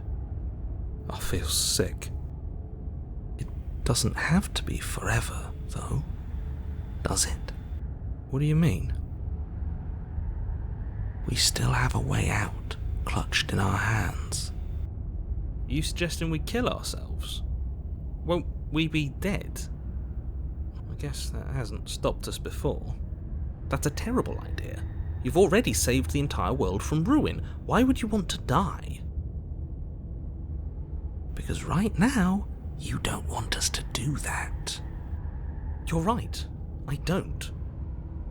But if we've already saved the world, then why does it matter if we die? Why do you care? I just do. I value life. Every life. Even yours. Especially yours. Why? What do you mean, why? I think it's perfectly reasonable to value life. Exactly. I don't have to answer that.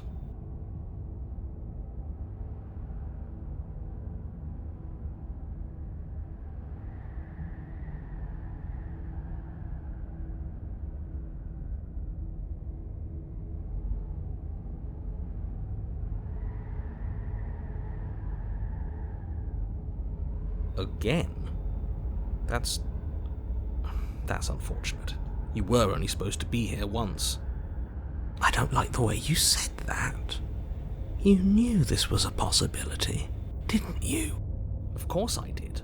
Though I'd rather hoped I was the first one. That explains a lot, though. Oh, you bastard. How much are you not telling us?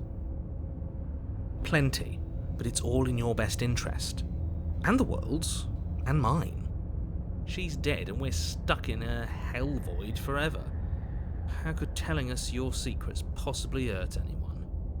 It just can. Look, this world is saved, but if you start over, for all you know, you're just putting another world in danger. You barely managed to land the killing blow here. What if you don't manage it next time? I've already said too much, really. You won't get another word out of me on the subject.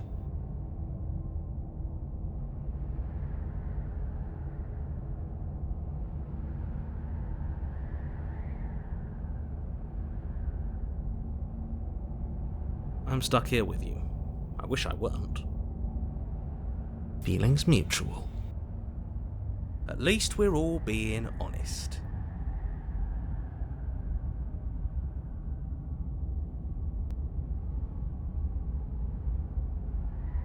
Unlike you, I'm not capable of being lonely.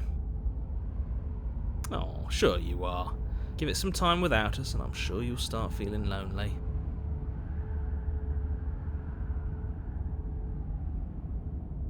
Oh, you could do a lot better than us. Exactly. You'll be fine here. Just come up with a game or something to pass the time.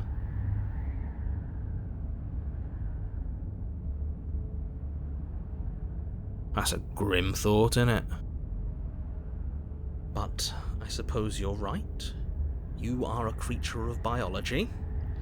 Something will happen to you before forever comes along. We don't have to starve to death. You have our way out.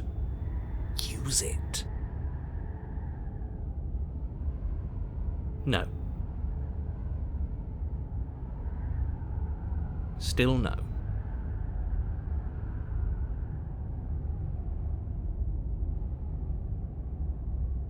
You're not going to wear me down. Oh, we should ask him one more time. He's on the cusp of sharing his secrets. I can feel it. I'm not. Either way, at least needling him is something to do. The narrator ignores you. You can't just describe yourself ignoring us. I can. The narrator continues to ignore you.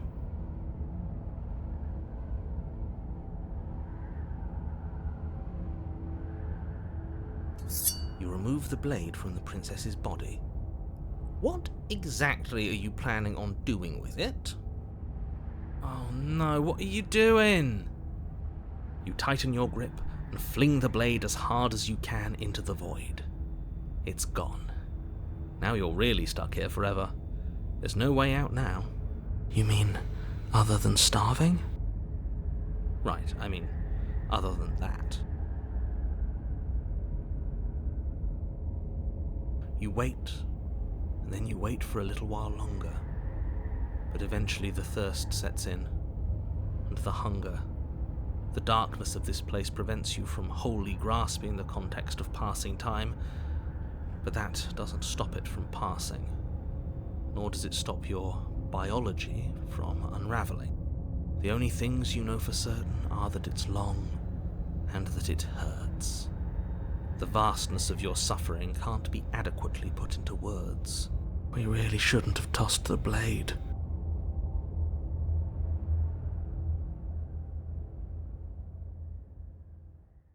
No, you really shouldn't have, but biology and time are immutable forces, and eventually, long before forever gets the chance to come, everything goes dark, and you die.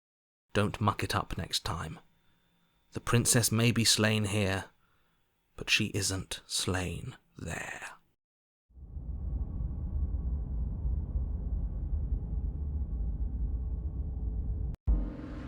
You're on a path in the wood. Shit. This really doesn't end, does it? It doesn't matter if we kill her, it doesn't matter if she kills us, it just goes on and on and on and on and on. Yes, so it does. No, there has to be a way out of here.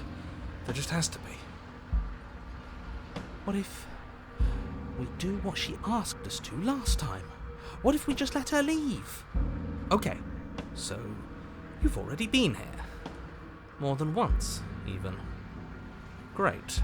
So you probably already know all about her and all about the threat she poses to the world. Then let me remind you how catastrophic it would be if you helped her leave in any way. If she gets out, the world ends and everyone ends with it, yourself included. Oh, threatening us with death, are we? And why should we be afraid of dying? We've already done it twice. All death has done is shunt us back to these woods, where we're forced to listen to your empty warnings again and again. This place feels a bit different though, doesn't it? I don't even know what I'd call it, but it's definitely not the same path in the woods anymore. That's all the more reason to take this seriously. If the path isn't the same, it means that her influence is spreading, and the world has already started to end.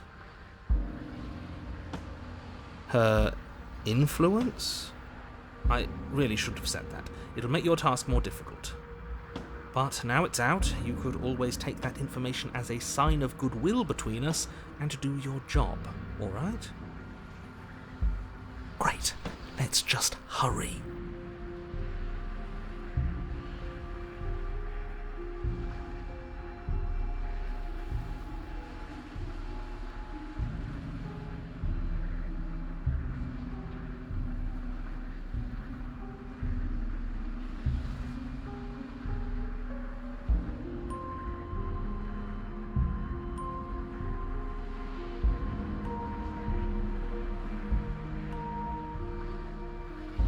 Suspiciously quick. If I had to make a wager, I'd say yes and no. Is that supposed to be a riddle? If it is, it's not very good. I haven't met you, but you've clearly met me. It sounds to me like you're hopping between parallel realities, in which case the me you just met here is the same collection of experiences as the me you met at all of those other beginnings, but their continuity breaks the moment you say or do anything, in effect making them all separate. So, yes, I'm the same me, but ever since the moment we started talking, I'm different. I'm not sure how we're supposed to kill him ourselves, but he's asking for it. Maybe there's some way she can take care of him for us. They've clearly all been through some harrowing experiences. Don't let their baggage influence your decisions. You have the ability to see things clearly. I suggest you use it.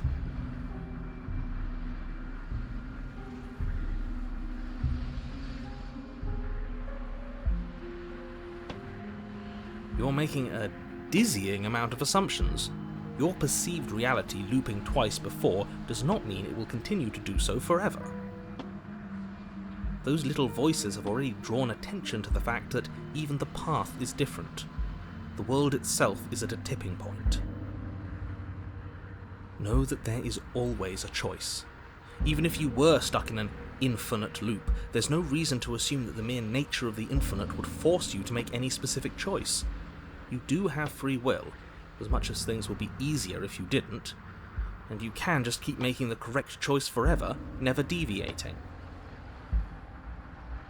Everyone is manipulating us, but we're starting to see the threads now. We just have to avoid getting tangled up in them. On second thought, let's not kill him. Let's throw him someplace that never ends.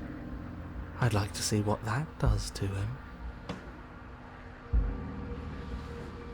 Then she finds a way out on her own.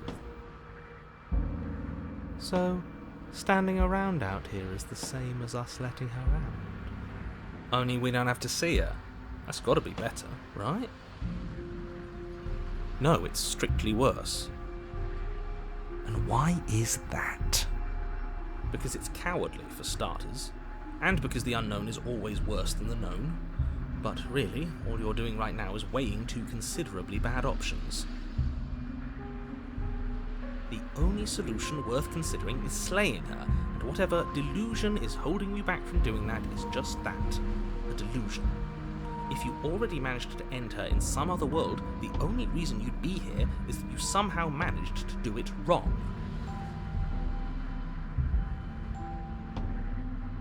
You continue down the path towards the cabin.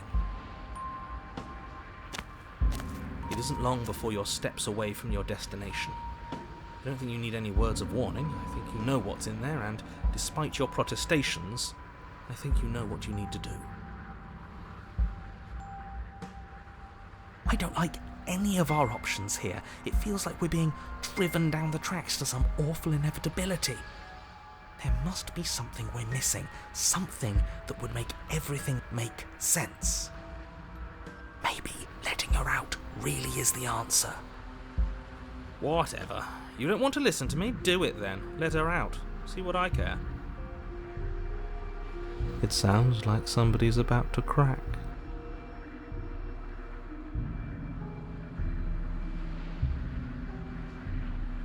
There's obviously no point in trying to reason with you right now, especially with all these clowns offering up their useless advice. Honestly, it seems like the more I try and talk sense into you, the more single-minded they get about letting her out. So yes, I'm done trying to argue. Would you look at that? We won. Take it however you will.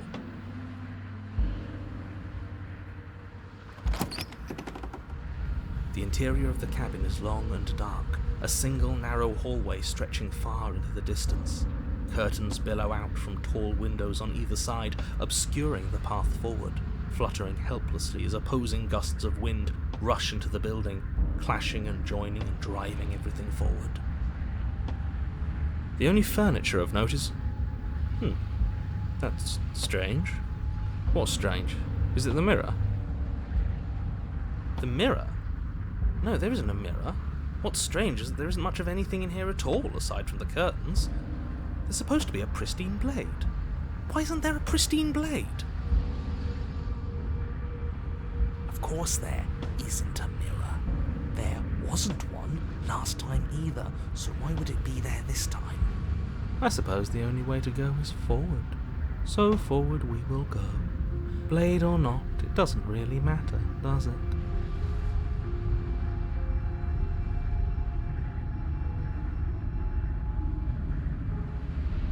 If you're asking what's at the end of the hallway, it's the way to the basement. Are you saying there isn't a door? Are you saying that at the end of the hallway there's just an opening again? He didn't say door, did he? No, I didn't say door, because there isn't a door, it's just an opening. It's just like last time, isn't it? Only instead of a visible empty void, there's an invisible one. For all we know, she could be standing right there behind the mirror. For all we know, she's going to jump out at us, and there's nothing we can do to stop her. Let me assure you that there's nothing there. Nothing is going to jump out at you, and certainly not the princess. The princess is in the basement.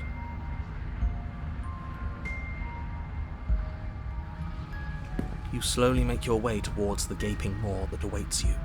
Your fraying nerves buzz with trepidation, the chill wind raising your hackles as it gently pushes you forward, towards the darkness at the end of the hallway.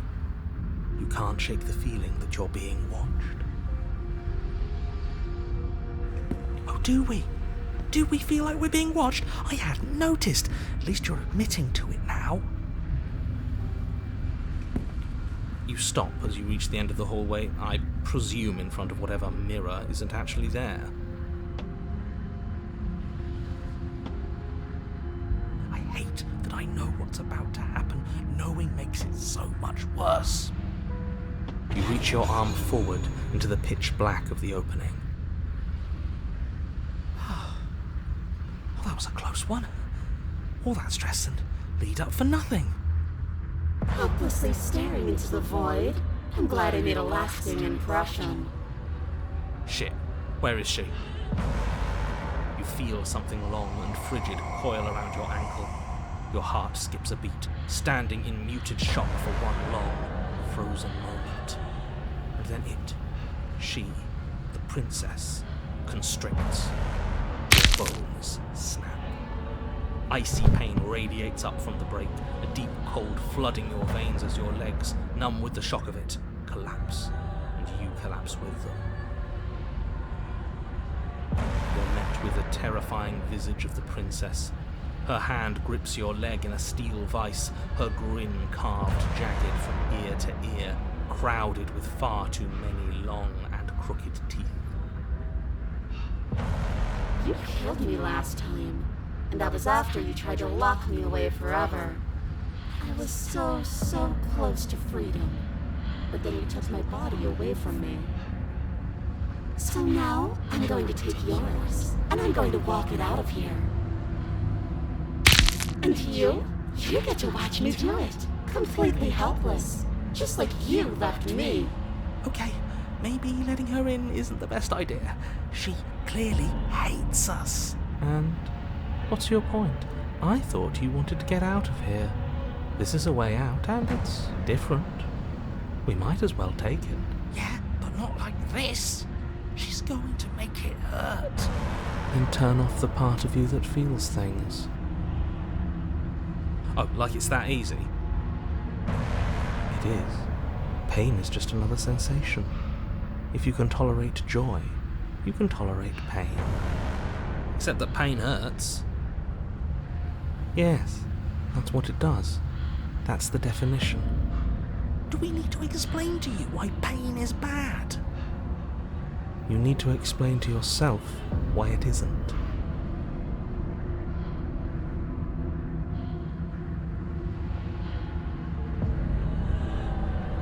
I think you forgot something. Like the part where all this started when you left me to languish in a pit all by myself. Now I've become something so much worse. And it's all thanks to you. If I were you, I would just want to get it over with. You lost your chance to call the shots. There's no going back to fix it now. You can either look on in horror or celebrate my freedom. But either way, you're about to become a passenger.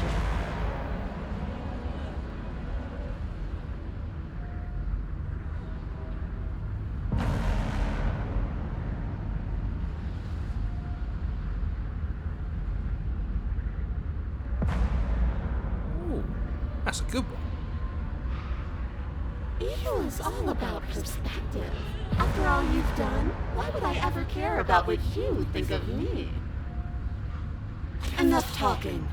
We'll have plenty of time for chit-chat once this place is clear behind us. You remain pinned to the floor of the long hallway as the rest of the princess's body emerges. Her proportions all wrong, limbs bent and curling, moving in ways that defy your understanding. Her torso stretches until her face is practically touching yours, her neck cracking audibly as she twists to look at you from a fresh angle. You sure you can't do anything to help us? Can't you, like, manifest a rock right on top of her head? And crush you along with her? Not that I even can manifest a rock. Besides, I thought you all wanted to free the princess. Not like this. You don't even have a weapon, so I'm afraid you're out of luck, which unfortunately means that I, and the rest of the world, are out of luck too. Okay, deep breath. This is fine. This is fine. This is fine. Is it? Is there any conceivable way that this is fine? Yeah, I'm right. This is fine. It's better than last time. At least our organs aren't failing. At least I can actually talk. It is fine. Everything is always fine. These consequences have no real impact on us outside of momentary discomfort. I'm sure we'll be moving on soon enough. Your vision fades as she tears open the membrane of your soul. You're awake. Eyes once again fixed on the long hallway, your vision swimming as the princess's command reverberates inside your skull. Her voice is all-encompassing. You feel wrong. It's so cramped in here. Like there's some sort of growth trying to push us all out. I know. You rise to your feet, though the pain in your ankle is blinding. Your body slumps against the wall, desperately leaning into it for support.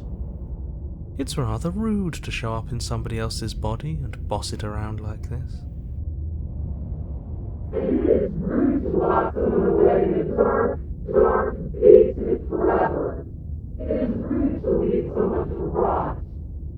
We were gonna let you out of here.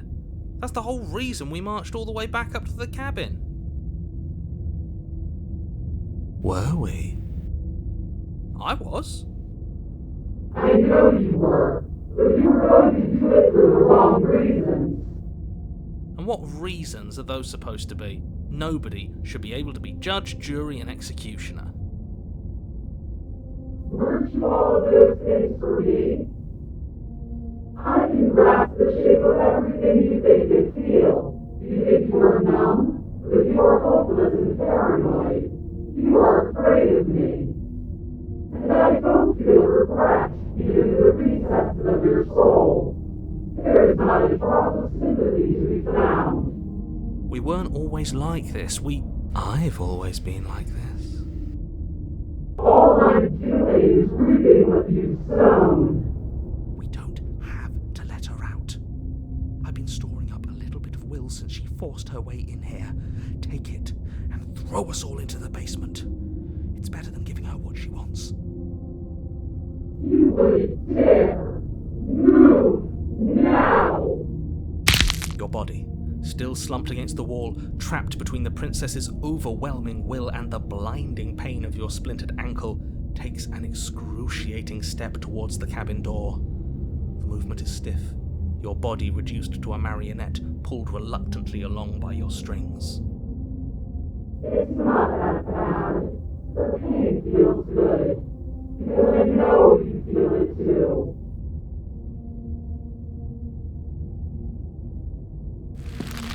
In a single moment of overwhelming willpower, you tear your body from the wall and hurl it towards the gaping abyss.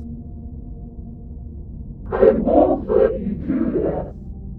Capillaries burst and muscle fibers tear as you and the princess struggle over the reins of your body. One foot planted firmly on the edge where the floor ends, and the nothing begins. It's unquestionable that her reserves are greater than yours, but fortunately for you, the distance you have to cover is far shorter. We're putting in everything we have. You're not. You're thinking too much about how she's hurting us. You're thinking too much about your body. It's just a body. Yes, it's just a body now. But I can make it do so many terrible things to you. 1, 2, 3. 1, 2, 3. Next one we all go. 1, 2, 3. You throw everything you have against her and manage, for one brief moment, to overpower the princess's hold on your body. But that moment was all you needed. Your foot slips a few inches, and you collapse forward, the darkness swallowing you whole. Why do you hate me? Her thought slips through you, unheeded, as you fall, and fall, and fall. We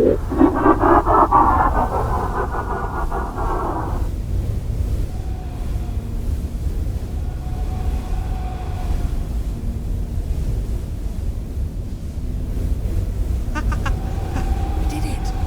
We actually did it! Yes, we've really shown them all, haven't we? I don't think this qualifies as saving the world, but at least you didn't ruin it. What happens now? What do you mean what happens now? You wanted this. But I want to know what he thinks happens now. I don't think you're going to find that out. Why? What do you know that you're not telling us? You should pay better attention to your head. You left. Gone. It's just you and you and you and me. Idiot.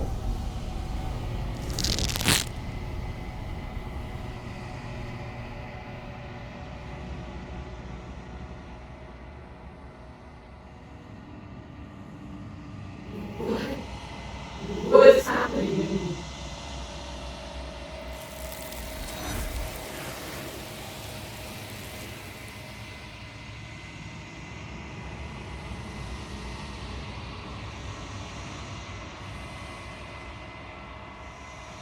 She's gone. Where did she go? Should we try and find her? And there's that mirror again. Why is it here? Why now?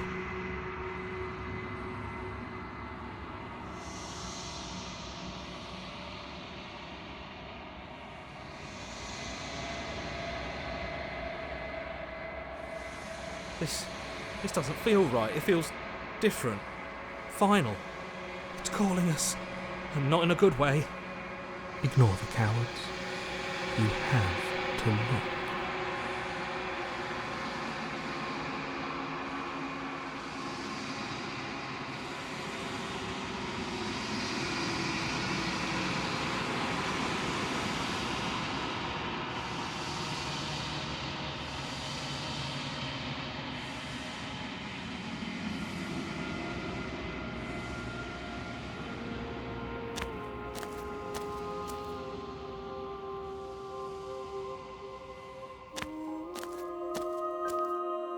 I am a growing chorus of contradiction, a mass of tides ebbing and flowing all at once in more directions than my attention can bear to hold. To look at any one is to shift them all into something new, and to look away is to reshape them yet again. All of me is changing, and yet the rest of me is still the same.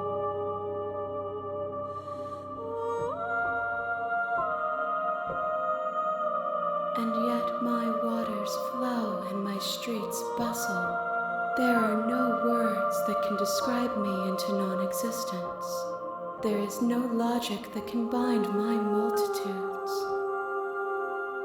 I am everything that you have known me to be, but I am also none of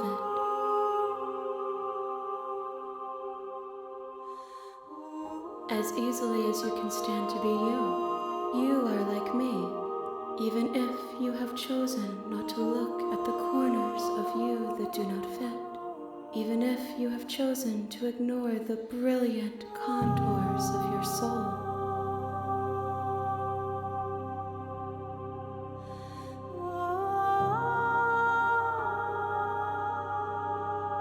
It changes me, but it doesn't make me worse, nor does it make me care for you any less. Does it make you worse? Do you resent me?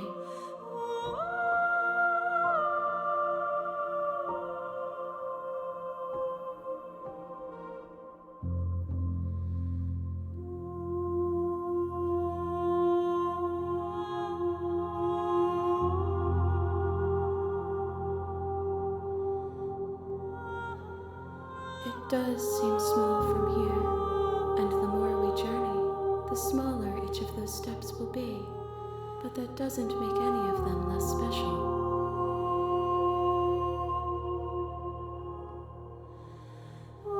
This one is loneliness turned to seething. She could not find her strength in others, so she found it in herself. She will make for a driven heart. Do not mourn her. She isn't alone anymore.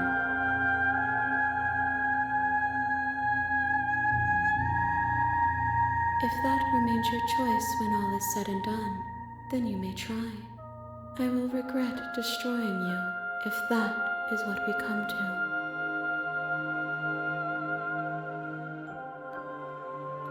My perspectives are shadowed. You have seen what I have seen, just as I have seen what you have seen. The angles of my vantage do not offer me hidden truths, and my attention is turned inward, except when you are here with me. Perhaps this will change when our work is done.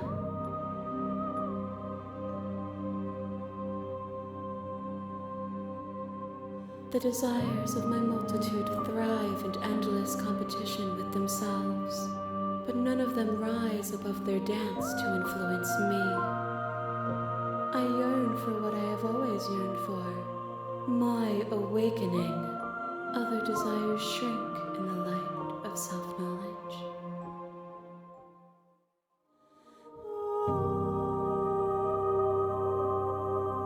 We will know when we near our destination.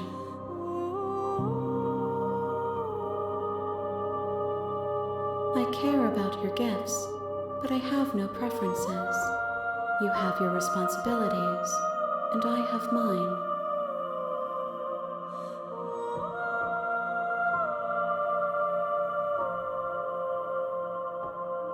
I will be here when it is time for us to meet again.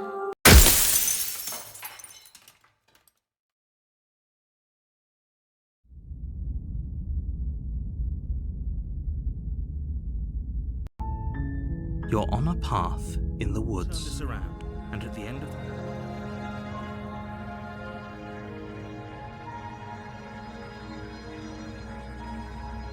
drops to the floor with an Oh, have you decided "Oh, you have to be kidding me." You walk up to the chains binding the princess to the wall and give them a tug. They're large and heavy, far too solid for you to even imagine trying to break them apart. I'm guessing you don't have the key. Maybe it's somewhere upstairs.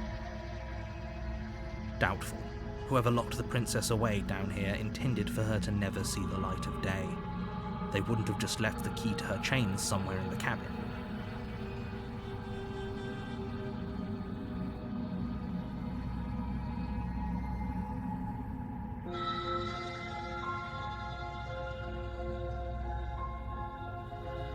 I'll be here. You attempt to make your way out of the basement, but the door at the top of the stairs slams shut. You hear the click of a lock sliding into place. Is someone else here?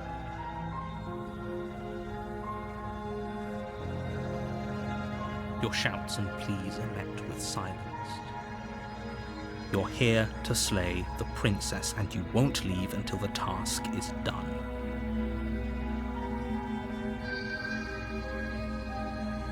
You try the door, but it's locked from the outside. I'll repeat myself once again. You're here to slay the princess, and you won't leave until the task is done. You make your way back to the bottom of the stairs. This would have been so much easier if you'd simply slain her like you were supposed to. Easier for whom? Easier for everyone. I heard the door slam. They locked you down here too, didn't they? The knife. Pick it up and cut me out of here. You won't like what happens if you do that.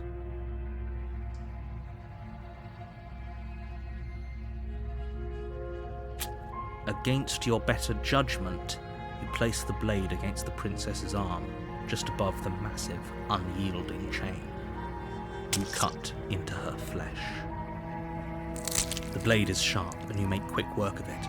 Before long, you're able to crack through bone, and she pulls the bleeding stub of her arm through the iron gauntlet. She didn't so much as utter a sound. Free from her bindings, the princess turns to face you, her fierce gaze meeting your eye. How is she so composed after losing an arm? It's like she isn't even bothered by it. Thank you. Now let's get out of here.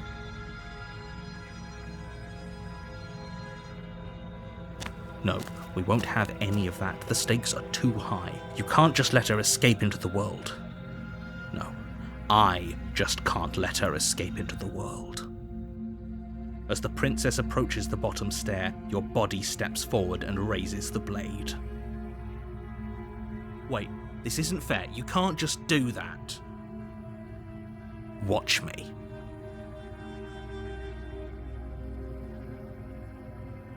Stop that. I thought this was a little too easy.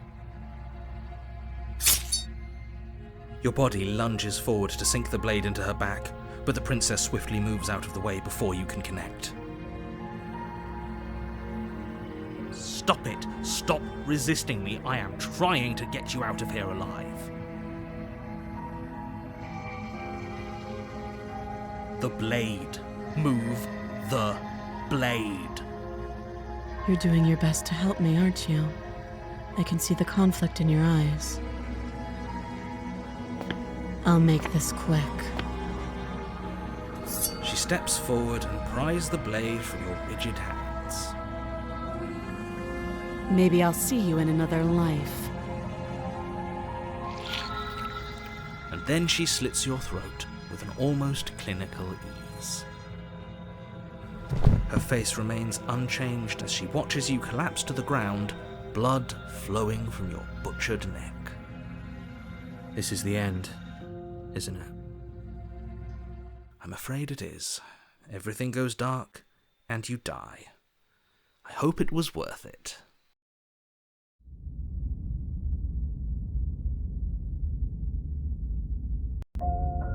You're on a path in the woods, and at the end of that path is a cabin.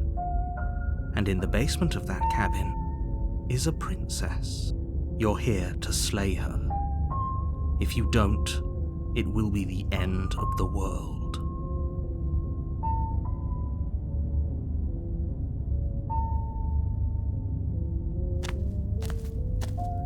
A warning before you go any further.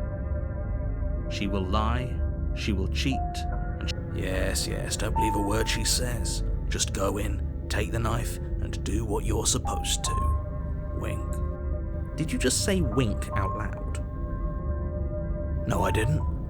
Wink. Just ignore this clown and focus on the princess.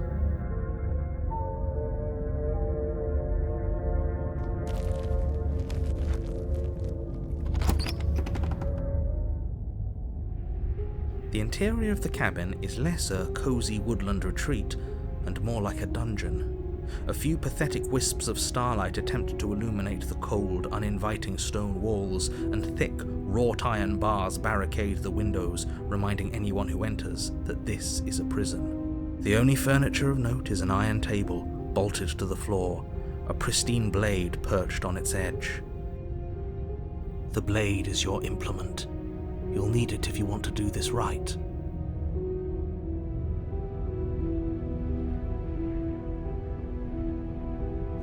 You walk up to the wall next to the basement door. It's a wall. There isn't much to see here. What are you talking about? You reach forward and rub your hand against the But there was a mirror a second, and now it's gone. If he doesn't want us to know about it, it must be important. We should keep our eyes peeled. Maybe it'll be back.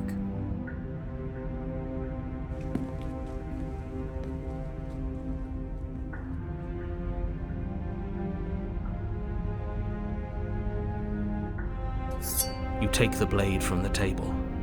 It will be difficult to slay the princess and save the world without a weapon. Good idea. Much better to be armed than to go in with blind hope alone.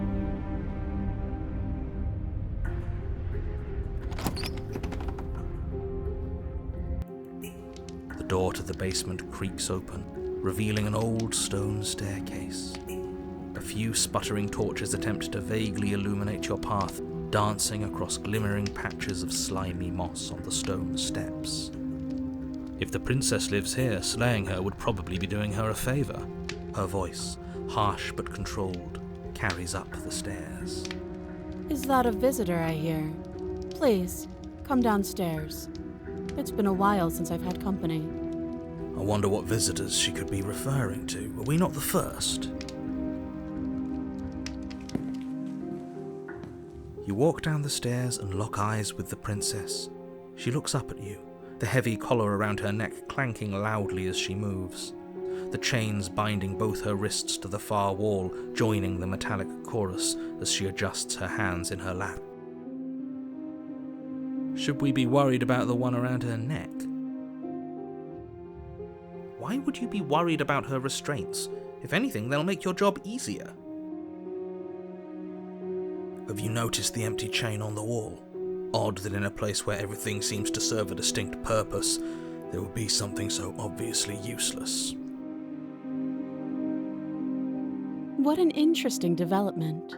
Why don't you have a seat? The two of us should chat before you bury that thing in my heart.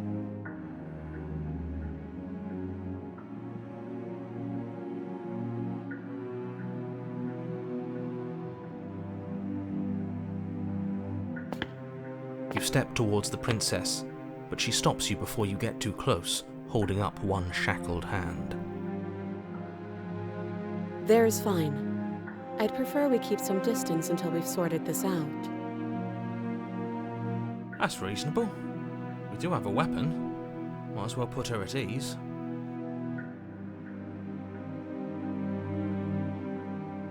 You do as she asks and sit on the floor, still a good distance away from her. Thank you. Now, what are your intentions for me?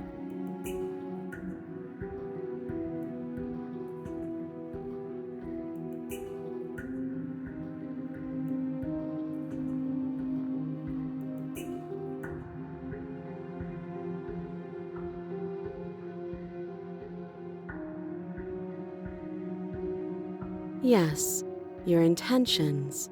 You have a knife. What are you going to do with it? Why are you here? There isn't a keyhole in these shackles, so I'm afraid my only way out is surgical removal. Is she forgetting about the shackle on her neck? Or does she think she'd survive a beheading? You're right. Maybe she's delusional. All the more reason not to trust her. Unless she really could survive. Though I suppose you could just be here to kill me. But I don't think that's in either of our best interests.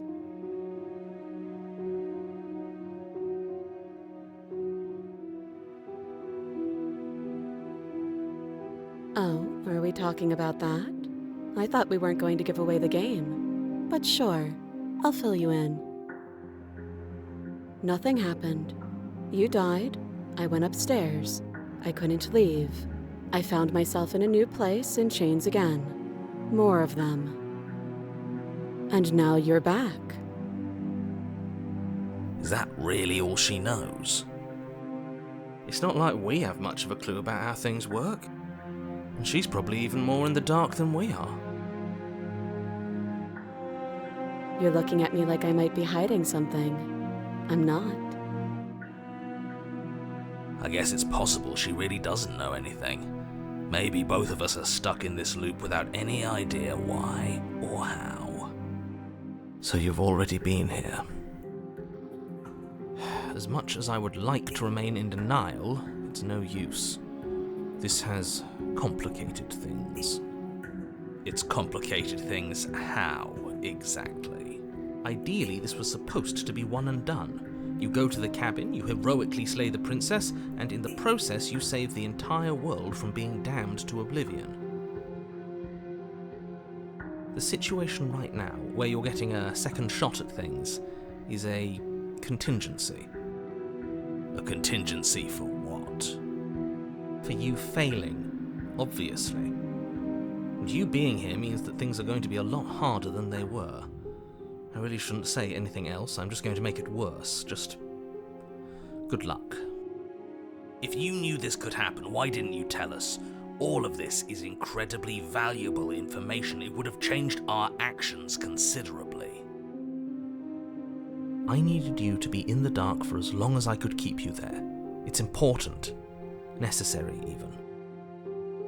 And maybe I wanted to be the first version of me that you met. I didn't want to be confronted by the alternative. That's pathetic. I never said I wasn't. I get it. It would be pretty upsetting, wouldn't it? To know that you might not be the first version of yourself. At least we can remember what happened before. Seems like we should count ourselves lucky for that. Exactly, he gets it. You're lucky, so don't waste that luck by messing it up again. Alright? Moving on. Why is it important for us to be ignorant? How is it ever helpful to be in the dark? The more I say, the more your mind will swim into dangerous waters. Even saying that is too much. Your success hinges on you having imperfect information. For the sake of the entire world, you need to accept that. I won't. Fine, but you won't get another word from me on the matter. Yeah, sure. We'll see about that. Just give it a rest, this isn't helping. Focus. This is a serious situation. You shouldn't be daydreaming.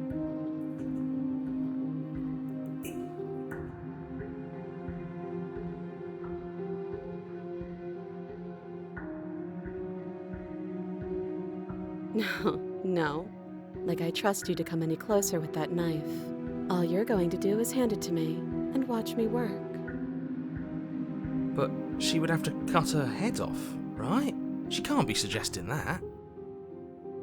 She certainly seems confident. Maybe she knows something we don't. Or maybe you should consider the most likely scenario. She's bluffing so she can disarm you. Though if she isn't bluffing, whatever she has planned might be for her benefit alone. There's no guarantee that what's good for her is good for us.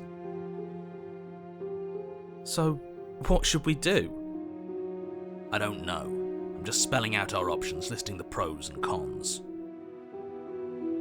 Then let me help you. I'll start with the cons. If you're handing her your weapon, the cons are that she might use it to escape and end the entire world. And she might use it to kill you. That doesn't sound great. What about the pros? There are none. The pros are that we can't trust him, possibly even more than we can't trust her. And whatever she has planned could do something to mess with what he has planned. Or maybe they're both screwing us over in their own ways.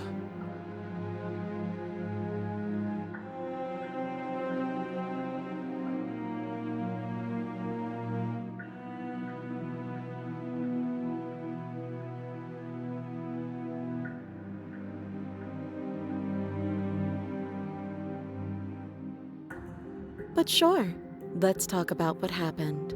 Because what happened is exactly my issue. The last time we met, your body tried to kill me. If you take a moment to imagine yourself in my position, I think you'll understand why letting you near me with that thing is untenable. So, be a good bird and hand it over. And if being nice isn't enough motivation, well, I think you're aware that I'm not afraid to resort to violence. If you come near me with that thing, I will strangle you with these chains. She doesn't beat around the bush, does she? Yes, it's almost like she's a fundamentally bad person who wishes to inflict pain on others. Or it's another bluff. No hard feelings, of course. But you should be aware of my position.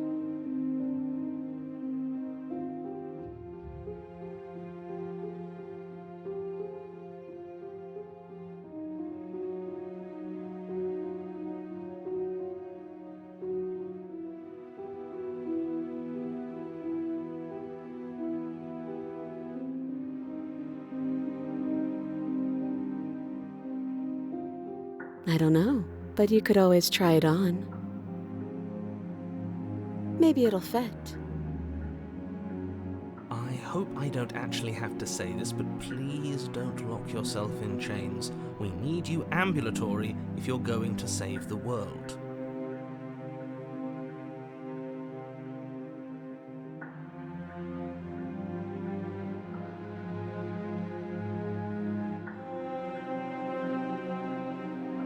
Usually you'd be right, but this isn't exactly a usual situation. I'm not someone you can wait out. You'll find that I'm extremely patient.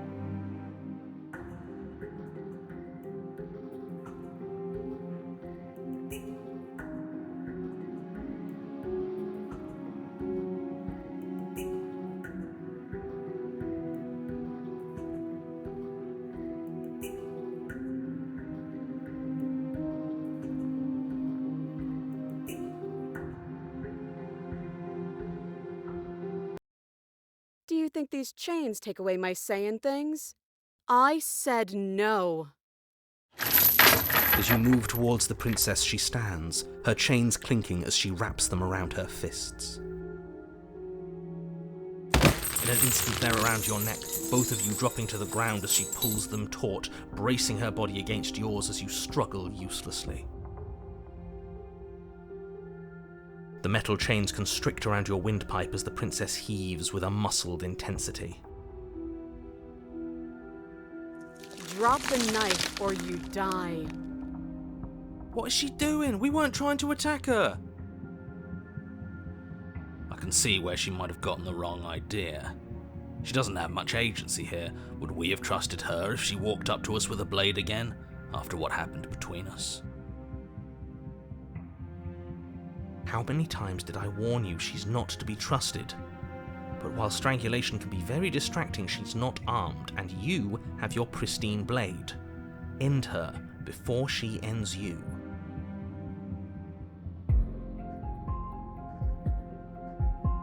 You steel your will and refuse to give in to the princess's demands, ignoring the stars dancing in your eyes and the screaming of your starved lungs. You strike. You fumble your first few attempts, only making surface-level scratches and gouges as your arm flails forward, barely able to obey you. But a single focused blow was all it took. Your blade pierces up through her ribs, slicing through flesh, striking her heart. The chains loosen. The darkness creeping in at the edges of your vision subsides. None of this was ever very fair, was it? But I did kill you last time. I should have expected you might want some petty revenge. Unfortunately for you, that means you've dug your own grave. You can forget about me ever helping you again, even if it damns us both. And just like that, the princess is slain and the world is saved. Whenever you're ready, you can proceed to your reward. I don't like this. It was too easy. It was not too easy. We almost died. That's right. This was an incredibly difficult task, and you performed it admirably. Let's just get out of here. I don't like looking at her body. Plus, he said there'd be a reward. I'd appreciate a reward right about now. You have the attention span of a fly. How are we supposed to unravel the mysteries of this place if you're so easily distracted by empty promises? It's better to have a short attention span in a situation like this. There's no use dwelling on the past, especially when it's already set in stone. And especially when your promised reward is not, in fact, empty and is worth all the adversity you've been through to get here. Fine, but if we're leaving, then we're taking the blade. I feel exposed without it. With your work done, you remove the blade from the princess's corpse and make your way back upstairs, closing the door to the basement behind you. You can think of it as sealing yourself off from an unpleasant chapter of your life. It's all uphill from here. The windows. Do you see that? We used to be able to see the outside world from up here, but now it's just empty. The door. Check the door.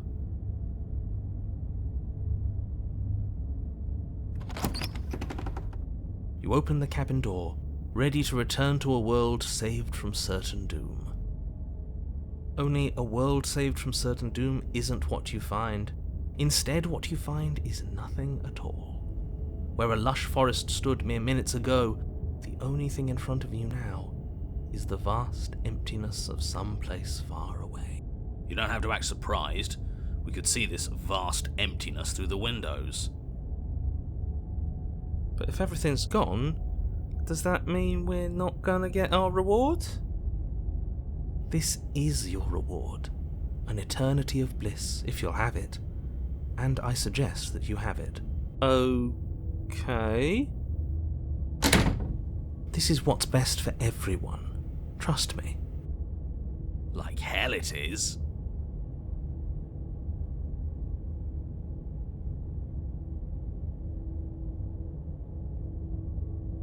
This isn't an ending.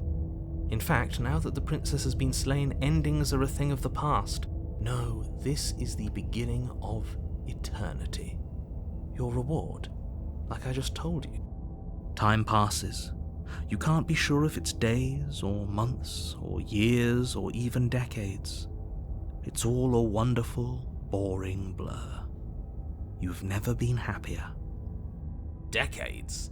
No, it can't be decades. We can't go along with this. We can't let him win.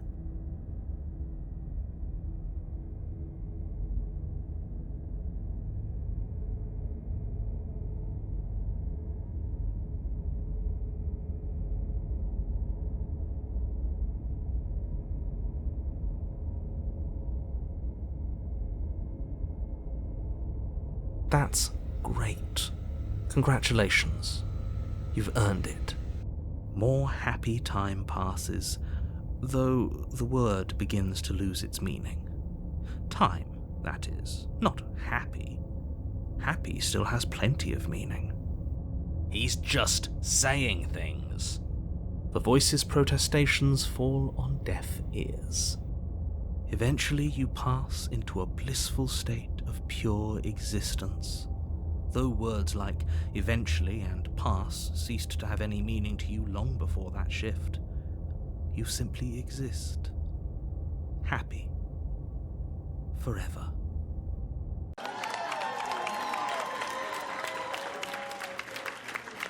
No, you stop that. Stop all this nonsense. You really don't want to be happy, do you? We still have a blade. Let's use it on ourselves and start over. He's suggesting you kill yourself. You shouldn't kill yourself when you have an eternity of bliss right in front of you.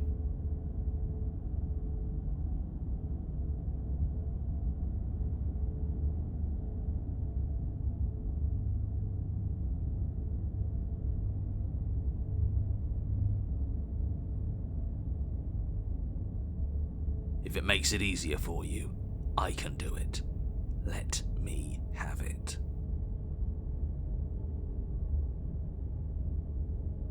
You goddamn spiteful bastard. Are you really going to turn down immortality itself just to make me lose? Why should it matter if we die at this point? Haven't you already gotten what you want? I don't have to answer that. That's all we needed to hear. You raise the blade, then drive it into your heart. You collapse to the floor, everything goes dark, and you die. You're a genocidal maniac, you know that, right? Yeah, we'll see about that.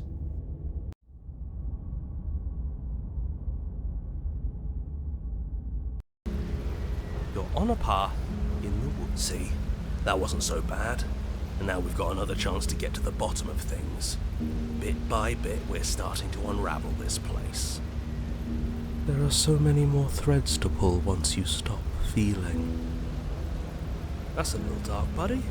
You feeling okay? I'm feeling nothing, and I like that just fine. He's not wrong. Sentimentality won't help us here. We need scientific rigor. So you've been here before. Of course you've been here before. What count is it this time? 2? It's our third. What gave it away? Your open discussions. You came around on that awful fast. Have you just been pretending to forget every time? I'm afraid not. Whatever other versions of me you've met in those other lifetimes were just that. Other versions of me. I just wish I'd been the first. So you knew how all this worked. Why didn't you ever tell us? We could have used it to our advantage. That's because there is no using it to your advantage. The more information you have, the harder it will be for you to succeed.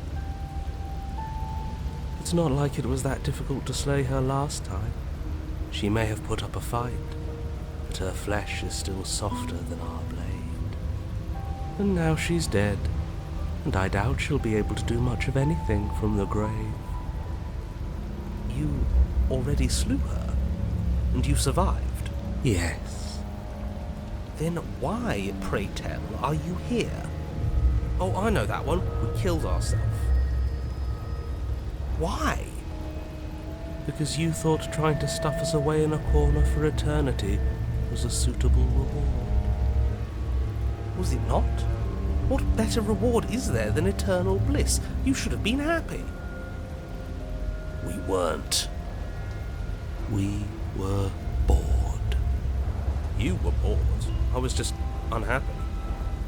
There were still answers that we needed to find. It was actually working. And you killed yourself. I can't believe it. You ruined everything. How does us dying ruin everything? What aren't you telling us? It just does. And I'm not telling you lots of things, but it's for your own good. It's for the good of everyone. It seems to me like keeping secrets didn't help you last time, so you should start talking. Fine, the world doesn't stay saved if you die. And if the world isn't saved, then that means she is dead. Oh, now isn't that interesting? I assumed she'd just be a pile of old bones. But perhaps she's not. There's only one way to find out. We should go see her. Let's try something different this time. We've already seen what happens when we slay her, and I'm not convinced that's a way out for us. I'm not even convinced there is a world to save.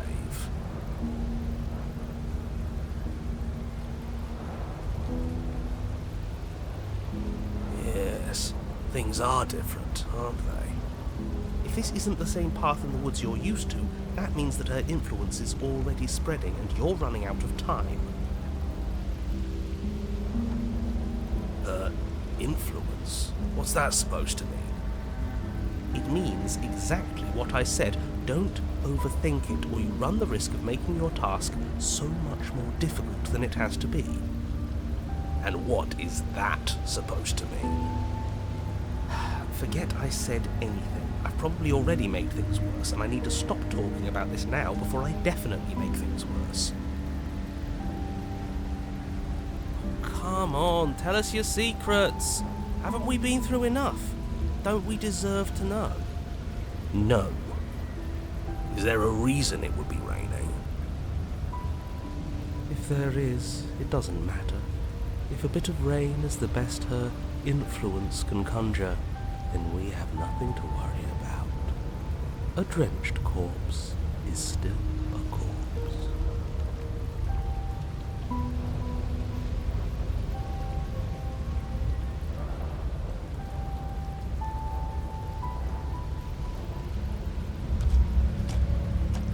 I'm sure you've already heard my words of warning in one of your past lives.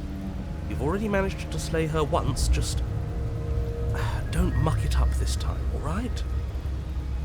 What we do is entirely up to us. And we have all those mysteries to unravel. Isn't that right? You aren't here to solve a mystery. You're here to save the world. That's what you say. But how can we be sure?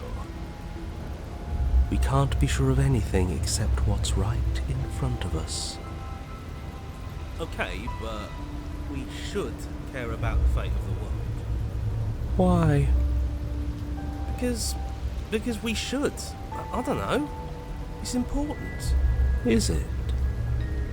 Yes. I think. Don't let them make you second guess yourself. The fate of the world is the most important thing there is. For all we know, the world you're talking about isn't even real. Of course it's real. Where do you think you are? Somewhere else? Maybe we are. This is horribly unproductive. The cabin and your extremely important destiny await.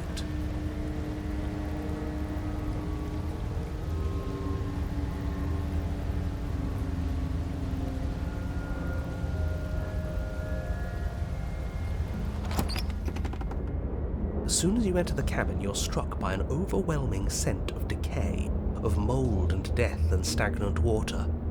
The once stately wooden building is bloated, its beams dripping with a black ooze of putrefaction, all but the exterior stone walls warped beyond recognition. It must have been beautiful once, but in its ruin, it is beyond repulsive. But you're not alone. You can feel something watching you. There is a figure faintly outlined against the rotting wood of the wall. Is that her? It's like she isn't even there. See, we killed her. You're right.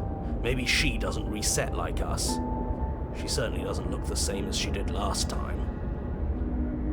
Before you can make a move, the figure is gone, vanishing behind the door on the far side of the room. The door at the end of the room, but there isn't a door. It's just that damn mirror again. Yes, the mirror that he can't see. The mirror?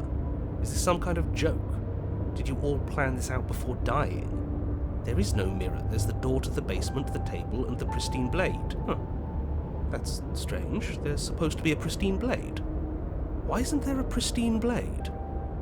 Maybe it's gone because we've already killed her with it. But we had it with us when we died. And besides, everything else has reset. Why wouldn't the blade have reset too? Maybe it's because we've already explored that avenue. We've seen what happens when we slay her. Maybe this place has decided we don't need to try that again. I suppose it doesn't matter why the blade is gone, but you're going to have to find it if you're going to do this right.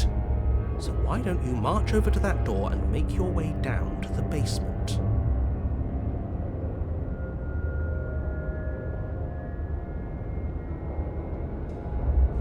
You make your way to the door at the end of the room, stopping just in front of it.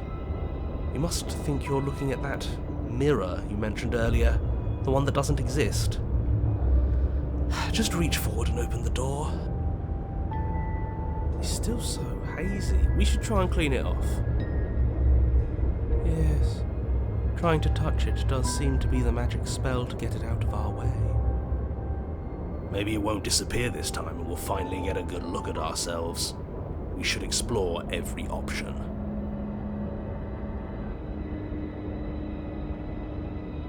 You reach forward and place your hand on the door to the basement. The handle is just a little to your right, and a little down. Yeah, we can see it now. So much for our reflection. We didn't need to see ourselves anyway. I'm much more interested in seeing other things. No way left to go but down.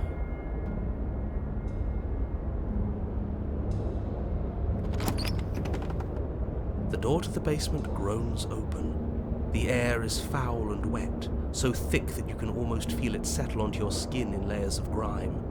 The stairs are coated with slimy algae, the wood rotted through in places, reeking of fetid vegetation. A wispy figure watches you from the bottom of the stairs, face veiled in shadows, legs submerged up to her shins in dark waters. There she is again. Barely.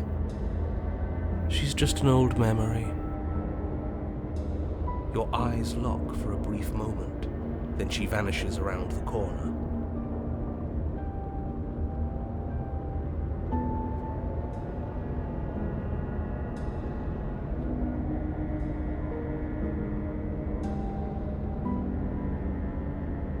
You receive no response. Do you think she's upset with us? I don't like being here unarmed after what happened last time. I feel so exposed. She doesn't seem fully there. I'm not sure she's even capable of being upset. You aren't helping. Are you scared of a little ghost? What's she going to do? Look at us until we feel bad? She can look all she wants. It won't do anything. As you descend the final step, the form of the princess comes into view. A bloated body floating face down in slowly rising waters, her wrist still bound to the wall by a heavy chain. This cell is a dark and isolated place, with not so much as a window to allow starlight to penetrate the gloom. See? She's dead. She's not just dead. It looks like she's been rotting. So killing her does stick. Mostly. But if she's dead, then what are we supposed to do? She isn't dead. You clearly just believe she is. Her corpse is floating right in front of us. You can stop it with the mind games. If she's dead, then do we even have to do anything? How can she be a threat to the world like this?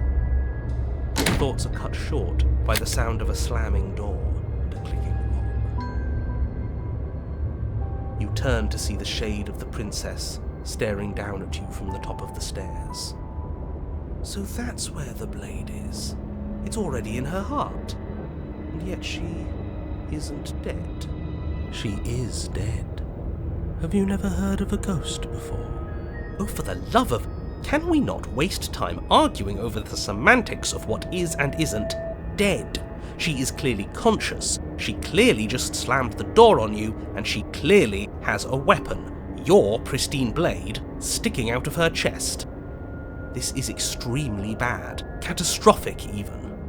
Yeah, dead or not, what are we supposed to do about her?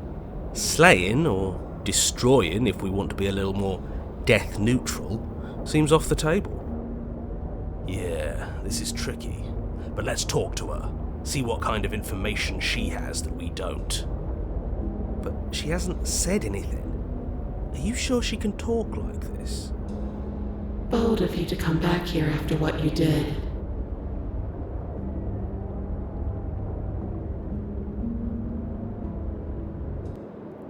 But she doesn't answer your question. All she does is watch you in shadowed silence. Do you hear that trickling sound? The water's rising, isn't it? It is, and it's rising fast. Oh, that's interesting. We've never drowned before. I wonder how it'll feel. Bad, I bet. I don't think dying ever feels good. Yes, how astute. Dying is bad and you should avoid it. How about you stop trying to talk to her and do something instead?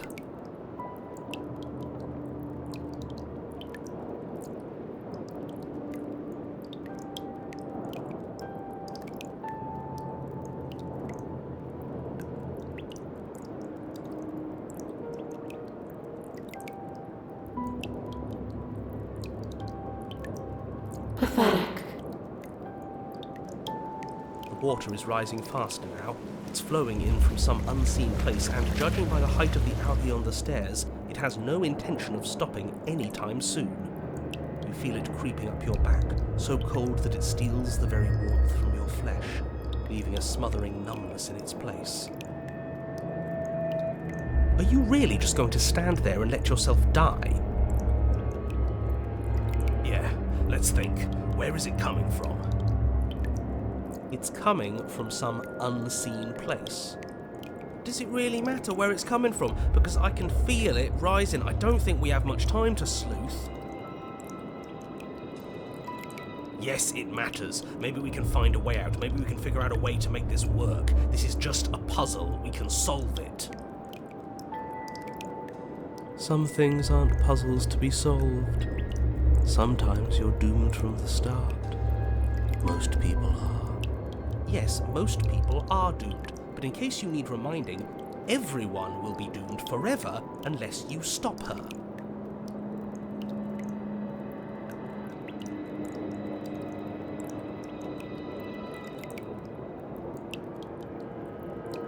The princess eyes you with a disaffected gaze as you rush up the stairs, but you don't make it past the first few steps.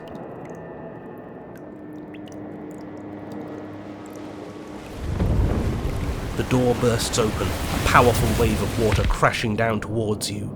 You're swept up in the flood. Your head slams into the basement wall.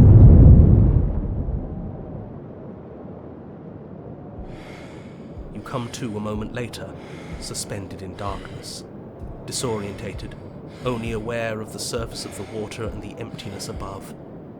And of course, the princess, hovering above you, watching in silence as you struggle to stay afloat in the icy depths. There's no way out. It's so dark and cold, I think our limbs are slowing down. How much longer can we do this? Just keep breathing, we'll figure this out. Or we won't. It doesn't matter either way. But you don't have time to figure anything out. Something cold and clammy wraps around your ankle. You're dragged under, only able to take one last hopeful gulp of air before your head is plunged into the freezing depths. As you sink below the surface, you see it. Or rather, you see her.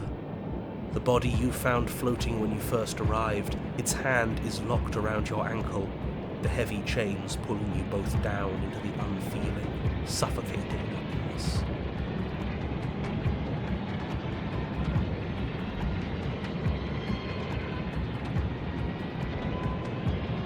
Just get it away from us, please. The past is the past. There's no changing it. There's nothing to fix. And there's not a lot we can do about the present either, not unless we think like we should have been doing all along. But there is no thinking as you drown. You desperately try to pull yourself back to the surface again, and again, and again. Your icy limbs flailing desperately against the grip of her rotting corpse. And all the while her ghastly figure stares down at you, expressionless, as unfeeling as the weight around your ankle. Your lungs filled with water, the same as mine filled with blood. In the end, we're not so different.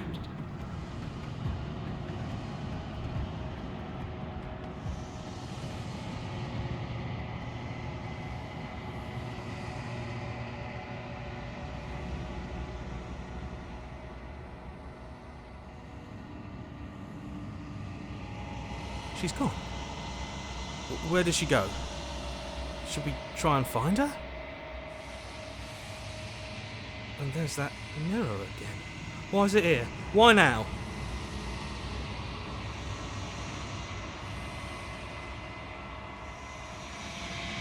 This doesn't feel right. It feels different. Final. You're right. Part of me wants the truth, but something stronger is holding me back. Fear.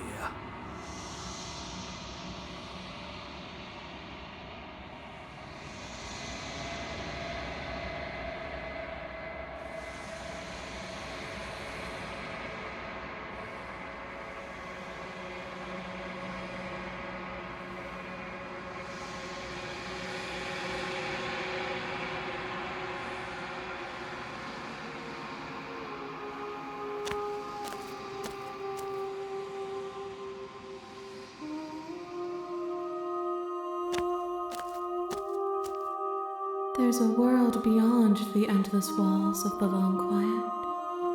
I am curious to see what it means for us to know it.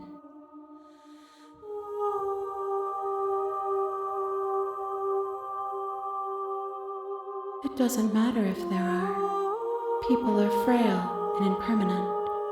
You and I are the only things that interest me.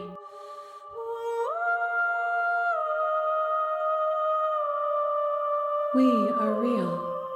Nothing is an idea that dwells in the absence of something, but nothing cannot exist on its own, and because of that, nothing can't exist. This one is guarded sorrow. She saw herself as alone, but in the end had the courage to share with another. She will make for a deep heart. Do not mourn her. She has finally been heard.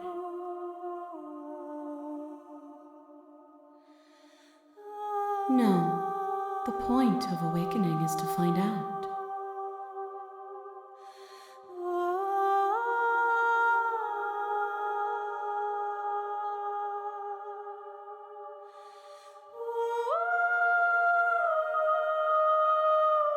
No. Their minds are empty, existent, but constantly shifting into something new. Do you think your narrator lives in the spaces beyond?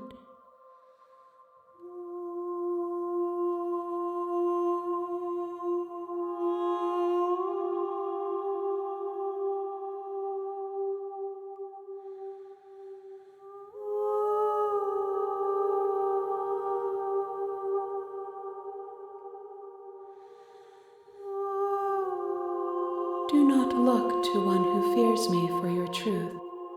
The only answers worth knowing are those we can find within ourselves.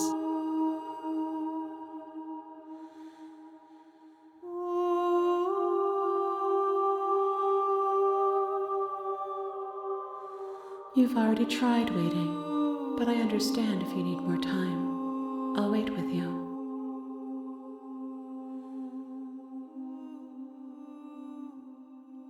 I will see you when you return. What textures will you weave for yourself to occupy forever? Will you place the images of you and I into a box for safekeeping? If you close that box, will you become another you in another world? An imaginary pattern repeating itself until it can no longer bear the weight of its hand-drawn cage? You'll always come back to the box, because you'll always want to know what it means to be you. I will be here waiting by your side until you're ready to return to mine.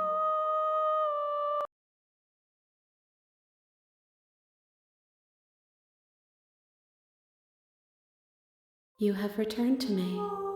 Though you were gone mere moments, I never left your side.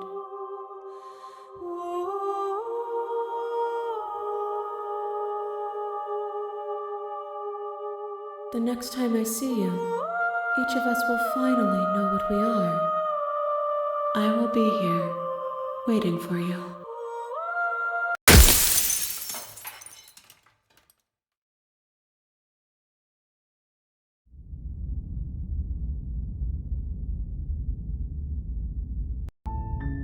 You're on a path in the woods, and at the end of that path is a cabin. I can do.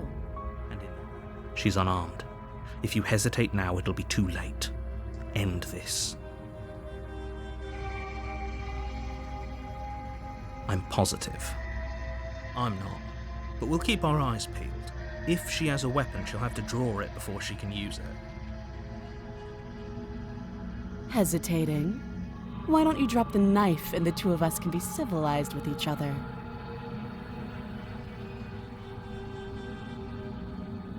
Charge the princess, blade in hand, but unfortunately your earlier suspicions proved correct.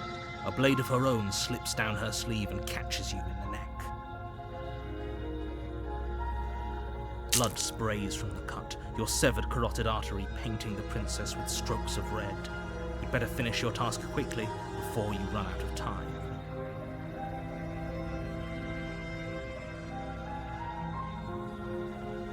Are you serious? The wound in your neck is too much for you to bear, and you collapse to the floor of the basement, rapidly bleeding out. The princess stands over you with an intense curiosity as you fade away. Oops. Everything goes dark, and you die.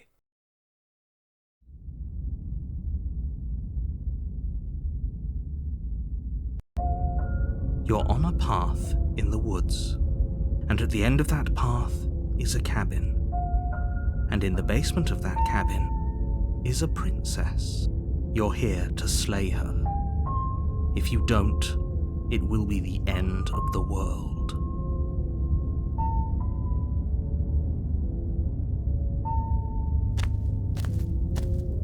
A warning before you go any further. She will lie. It couldn't be more on the money. But we're really doing this, aren't we?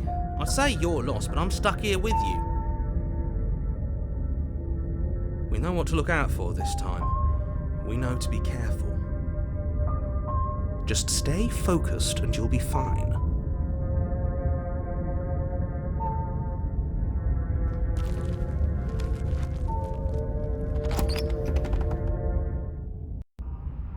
The interior of the cabin is a jagged mess of warped wood and broken boards, their splintered edges as uninviting as shattered glass.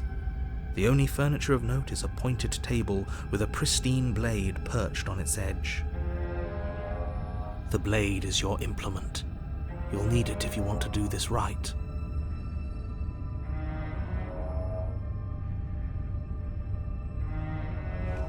You walk up to the wall next to the basement door. What are you talking about? This isn't a wall. You reach forward and rub your hand against... But there was a mirror a second ago. Now it's gone. Yet another thing in here playing tricks on us. I hate this place.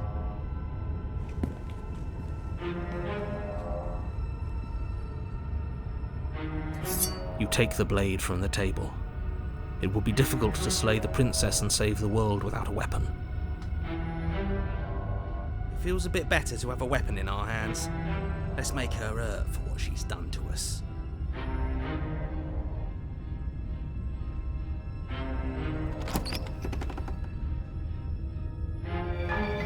The door to the basement creaks open, revealing what must once have been stairs. The fractured slats look as if they've been torn from their source and violently jammed into the wall. The air seeping up from below has an almost metallic quality to it, like the smell of fresh blood.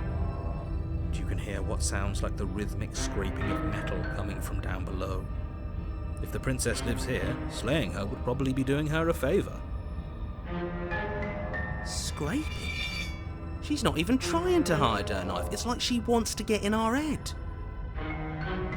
That sound could be anything. It's probably just her chains dragging across the floor. I am begging you to get out of your head. Her grating voice carries up the stairs. I hope you've come to rescue me. I've been stuck down here forever. There is something so wrong with that voice. Yeah, she thinks she's better than us, like she doesn't even have to put on an act this time.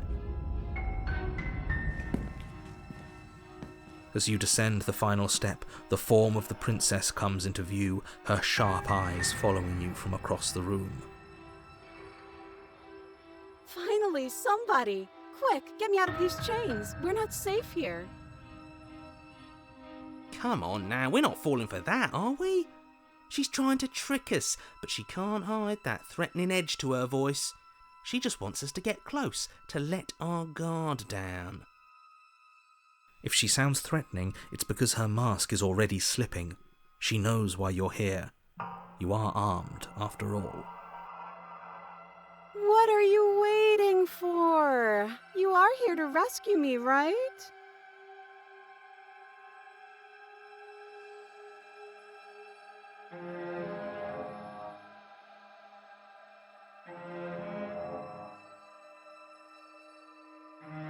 What? No, I wouldn't stab you. I am just a sweet, innocent princess trapped here for no reason. And you are a brave knight who's supposed to walk up to, not stabbing distance to help me. I have absolutely zero doubts that she is going to stab us if we get close to her. She certainly feels threatening. Just because she's acting like she's going to stab you doesn't mean she has the means to actually do it. But you know who is armed? You. So stop second-guessing yourself and do your job. But I'm nervous. All the more reason to jump into the deep end and deal with her right now before you waste any more time getting stuck in your head.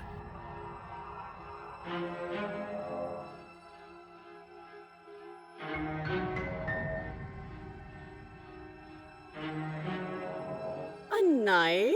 What are you talking about? I don't have a knife. Where would I keep a knife?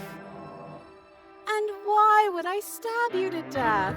I don't know you. You haven't given me a reason to stab you to death. It would be so silly of me to cut you open and look at your insides. Okay, I could have sworn we didn't mention stabbing anyone to death. Sounds like she's really out for blood. Fortunately for you, she isn't armed.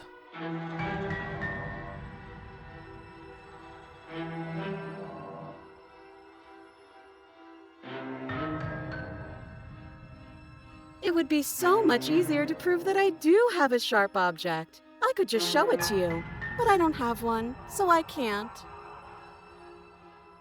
The princess smiles as she pulls her hands from behind her back. But look at this! Hands! Hands that don't have anything in them to stab you with! Her smile stretches into an even wider grin as she shakes her sleeves. And empty sleeves, too! Look at how few stabbing implements I have. It's practically zero.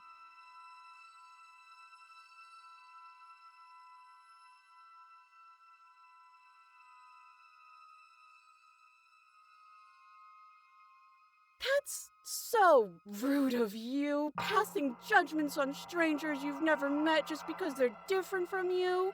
How would you like it if I did that, huh? Silly little Birdface thinks he's so serious coming down here but doesn't know anything. Thinks he can tell me to get rid of all the knives I don't even have while he gets to wave one around right in front of me. I bet you didn't like that, did you? I bet you didn't like being judged for no reason. How many more times does she have to vaguely threaten you before you finally decide you're ready to deal with her? We're clearly still figuring out our angle. We don't have the luxury of watching this from a distance. Oh, I'm sorry, do you think I'm in a position of luxury right now? You're acting like you are. My entire world is at risk. Then maybe you should behave with a little more humility. A bit of self-deprecation would go a long way. No, I have my dignity. Fine, and we'll continue to treat you exactly how you deserve to be treated.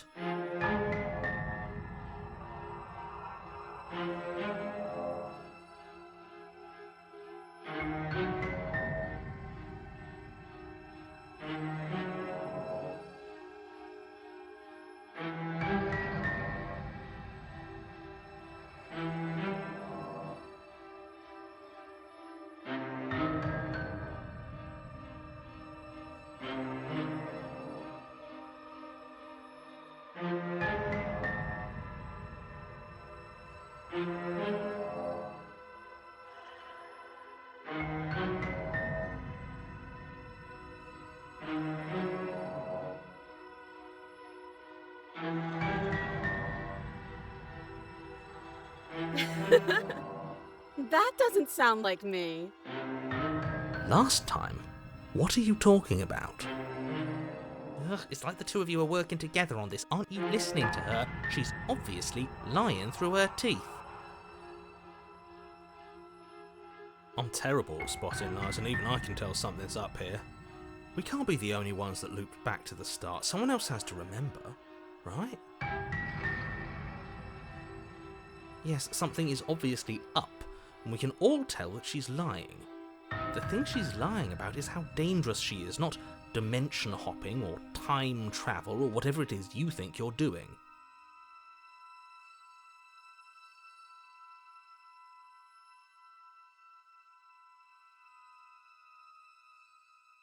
Last time? If somebody came into my house and tried to kill me and I cut his neck open and then he stabbed me in the heart and we both died looking in each other's eyes, well, surely I would remember that. But I don't remember it, so it must not have happened. I think I've said my piece at this point. I think we all have. But if you want to keep exhausting your questions, it beats getting stabbed to death.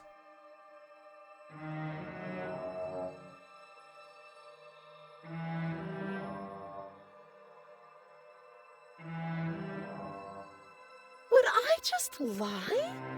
Would I just lie to your face and tell you a thing I remembered happening didn't happen just so I could stab you again? I mean, just so I could stab you for the first time. Aha! She slipped up there. She said again, and her taking it back doesn't count. Do you hear how deranged you sound right now?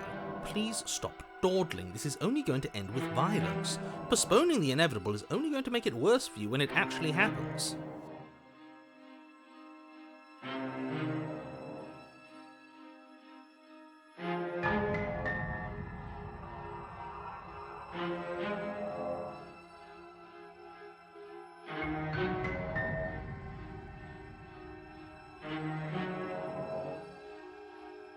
All sorts of things, which is why I think that's a great idea.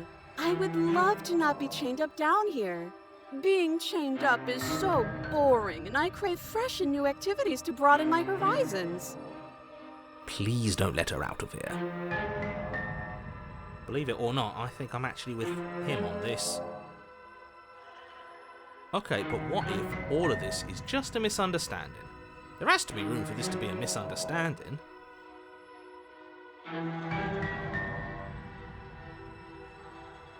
I've shown you all of my hiding spots. What kind of princess do you think I am? I would never hide something sharp somewhere secret. Wait, that sounds like I'm lying, but I'm actually not. My secret zones are for me, only they have nothing to do with you or my intention to not stab you to death the second you get close to me.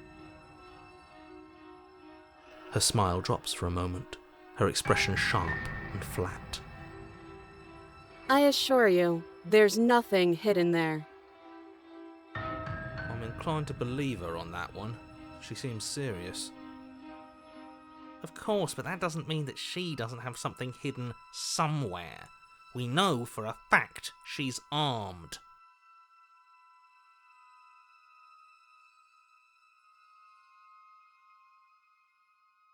But if we killed each other, then why are we here, right now? Both of us normal and unstabbed.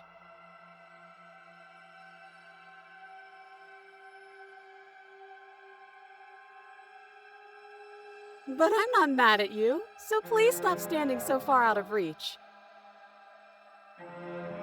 Okay, I'm bored now. She's bored?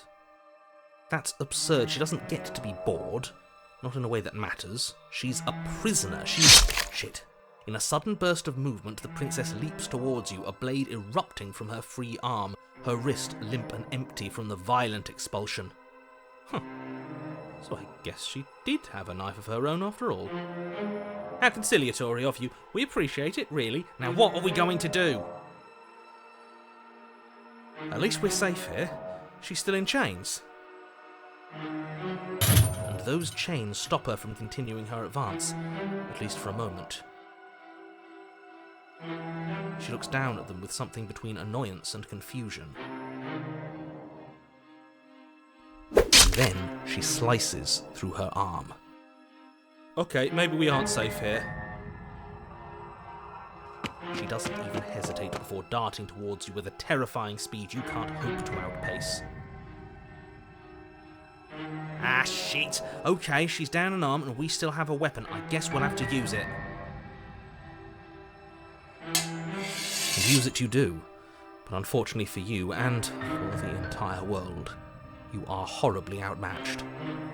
You keep pace with her for a single brief and wordless exchange before she severs your hand and, with it, your only line of defense. She's even better at this than she was last time. Bloody cheater. I'm going to kill you now. And with a squelch, she does just that. Everything goes dark, and you die.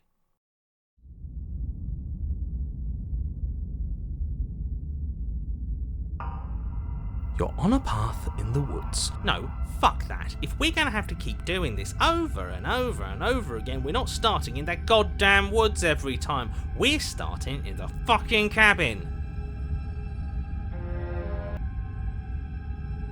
You're what? The interior of the cabin is sharp, a constricting mess of curved and battered sheet metal pushing you towards... Wait, excuse me? What just happened? What did you just do? I feel dizzy. Oh ho ho ho! I guess I took us to the cabin, didn't I? Isn't that interesting? Who holds the cards now? Nobody. Nobody holds the cards. That's how it's always been. That's unfortunately how reality works. The circle's getting smaller and smaller. Running isn't an option anymore. We have to fight. What's the point of fighting if she's just going to win every time? It hurts being sliced to pieces. We're better off just sitting up here and doing nothing. Great, so obviously you've already been here. How many times? This is our third? No wonder things have fallen apart. You do realise that every time you fail, she escapes and an entire world is damned to destruction, right? That can't be right. That's too much responsibility. I couldn't agree more. We couldn't be trusted with the fate of a single person, let alone the fate of the world. Let's just stay focused, shall we? The only furniture of note is a bent metal table, a pristine blade perched. We take it. Okay, sure, you take the blade before letting me finish telling you it's there. It would be difficult to slay the princess and save the world without a weapon. This feels right. We just have to keep our senses sharp. That's right, we've got to be able to win eventually. And what if we never do? Don't be like that. I know things are hard right now, but we gotta stay positive. If they're confident, then I'm confident. So, are you just going to stand there, or are you going to head to the basement like you're supposed to? I'd love to get started just as much as you would, but how are we supposed to get down there? You walk through the door. You do know what doors are, right? But there isn't a door, it's just that mirror again. There isn't a mirror. You really messed things up, didn't you? It's like you can't even see reality anymore. I can feel the air coming up from behind it, stinking of iron and steel. He might be right. Could be a trick. If our other senses can't feel it, then we can't trust it. You make your way to the door at the end of the room, stopping just in front of it. You really must think you're looking at a mirror. Well, it doesn't exist. Just reach forward and open it. Let's just move it out of the way without looking. I don't want to see us. I'm sure we all look awful after dying twice. Let's just fumble for the handle and be done with it. I don't care what we look like. I care about getting to the end of this mess.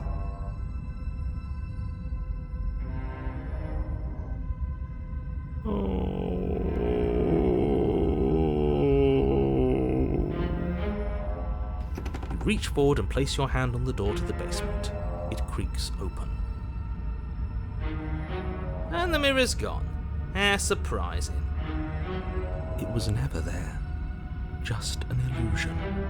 Guess it's time for us to see her again. Just stay focused and you'll be fine. You step forward, but you don't get a chance to linger on the basement stairs.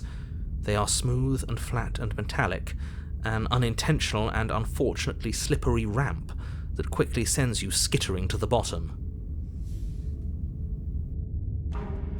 Your body tumbles onto the basement floor and the form of the princess comes into view, standing at a distance. She gives you a wry smile. Hi, it looks like you don't have a way out, so I'm not going to play dumb anymore. But don't worry about how bad you did last time. That's part of the fun. Fun for her, maybe. I didn't like dying all over again. Thinking about dying makes us as good as dead. The only thing that matters is survival. Actually, does survival matter? We've died twice and nothing bad has come of it. We just need to find a way to win once. Nothing bad has come of it yet. Plenty bad has come of it. You've left at least one entire world to ruin. The people there mattered. The past isn't real. There's only here and now. Your internal bickering is cut short by the wet sound of slicing meat. From the princess's arms erupt twin blades, glistening with her blood, the empty flesh of her arms flopping at her elbows like torn sleeves. The chain clatters to the floor. She's loose, and she is coming for you. You're going to make me walk over to you, aren't you? Shit. She's coming for us and I'm out of ideas.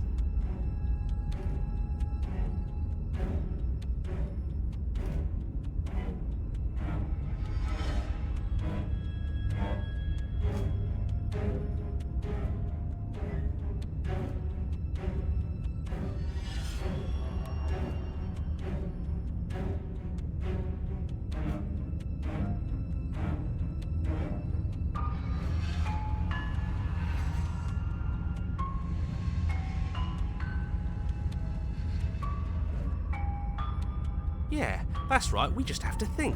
There's probably an answer if we think. Just standing there, huh? A bold strategy. You don't have time to finish your thought. In a moment, she's across the room, blades flashing in the dim starlight. She skewers you. Ow. What a surprise. Yeah, we don't even get a second to think without her stabbing us. Oh, a new one of us. I thought that only happens when we die. Did we die? You're on a... No, you're in a... Where the hell are you? I think we're dead, and that's all we'll ever be. Dead, dead, dead, dead, dead. Stop saying dead, all of you. We might have died a second ago, but right now we're extremely not dead. This is all horribly wrong. How many times have you been here? This is 4. No wonder everything's such a mess. This wasn't supposed to go past 1. I wonder what you're going to do next. You're so full of ideas, and I love that. But I guess we don't have time to talk about things before the princess advances. Okay, whatever we do gets us another us. Let's see how many we can stack. There's got to be a point where it makes us better than her. As long as we keep moving. Oh, great. So it's going to get even more crowded. Even more deluded voices that think we might stand any kind of chance. Come on, show me something new. Okay, plan. Now.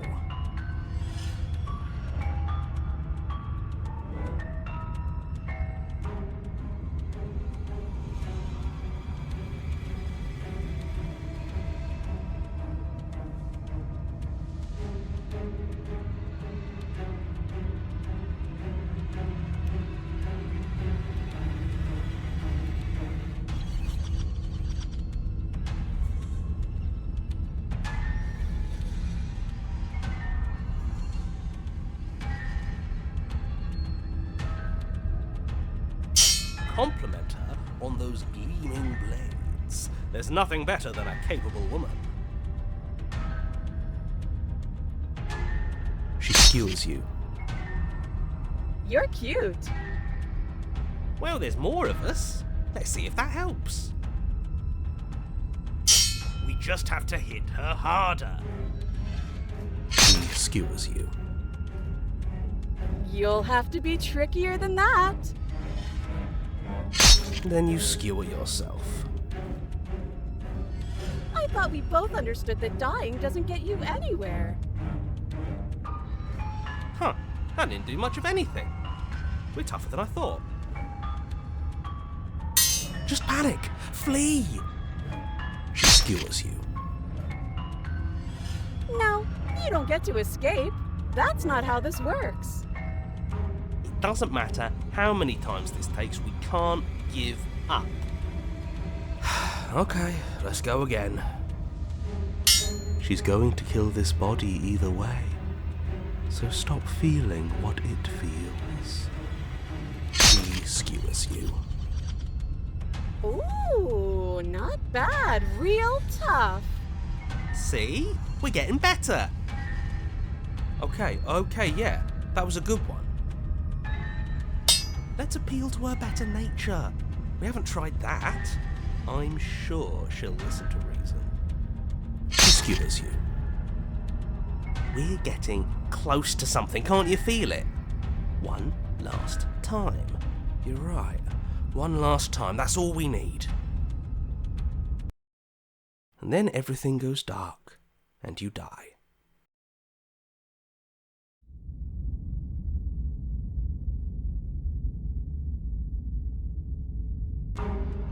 You're on it. Don't lose your head. We're in a cabin, and we'll take it from here. Everything feels like it finally fits, doesn't it? We're up here, which is different, and different is good. And our steel claw is already in our hand. Ho-ho! What if? Throw it out the window. Over my dead body. That won't be very hard. We've died a lot. But I can't say I mind anymore. Besides, what better way to die so very many times than at the sharp hands of a beautiful woman? Sure, I can think of a better way to die. They're all the same, really. How about we stop thinking about horrible ways to die? I don't want us to accidentally manifest anything. The only thing we're gonna manifest is finally ending up on top. There are entirely too many of you. How many times have you been here? This isn't good. This is... How about you stick to describing things, and we'll stick to doing them?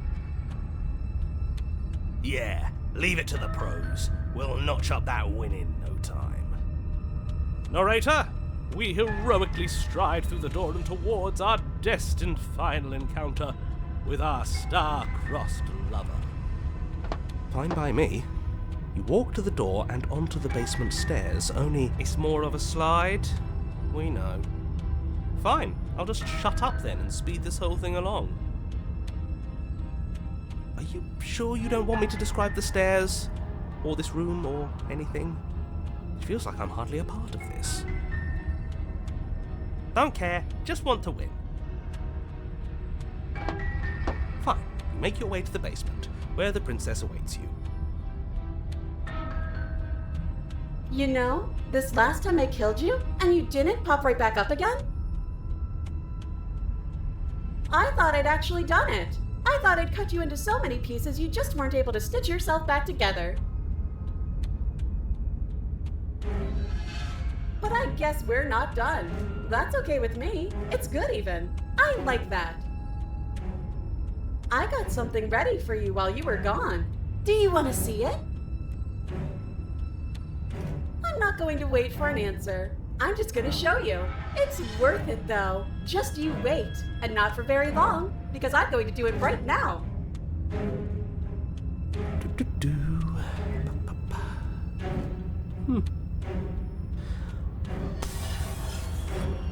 Are you going to say what she does? Do you want me to talk now? Well, yeah, she says she has something new. I want to hear about the new thing. Yeah, me too. I think I speak for all of us when I say that I would like to hear you describe her new thing. Really? Okay then. Here we go. Now. The princess's skin twists, splitting into red blooms of raw meat as it stretches and tears. Then it erupts. It becomes a wave of blood and viscera, pieces of her splattering against the walls. All that remains in the center of the room is a skeleton of blades. A heart beats furiously in its cage of a chest. Are you ready for what comes next? Holy shit! She's gorgeous. Absolutely divine. Yes, behold, the perfect woman. Do you think we can throw her out the window? That looked painful. How is she still alive? Heart's still beating, that's all she needs. This is fake. This is all fake. That's all just made up. She doesn't even have a back anymore. How are we supposed to stab her in it? This is all just a sick joke. I hate existing. We're screwed. I quit. I'm done. Forget it. This Narrator, is all just a we sick Forget it. Narrator, what just happened? It's so quiet. Something feels different about you. It almost makes me feel different. Like I should actually take this seriously for once.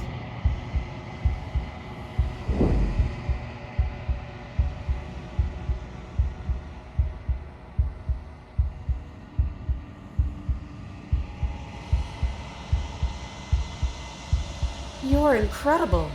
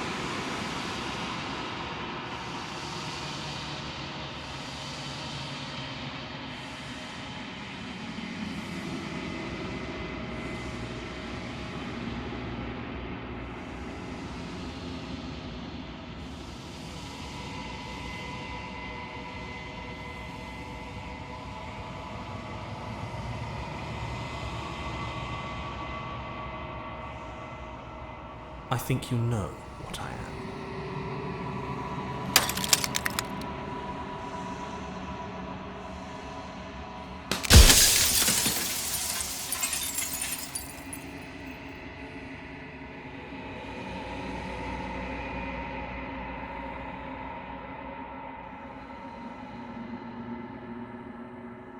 The narrator.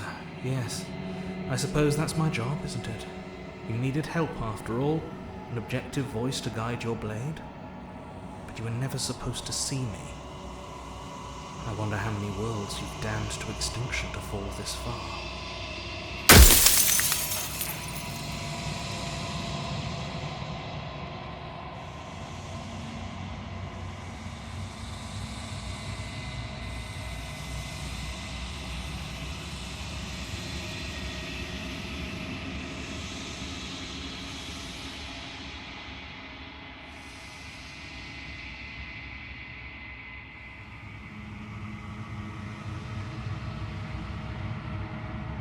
Construct. It was supposed to keep the two of you trapped here until the job was done, and it was supposed to guide your hand to help you see things through. The construct you're in exists in every world at once. Any time you failed, any time you thought yourself dead, it would restart and shunt both you and her into a new world. But you're waking up to your true nature now. It won't be able to work like that anymore.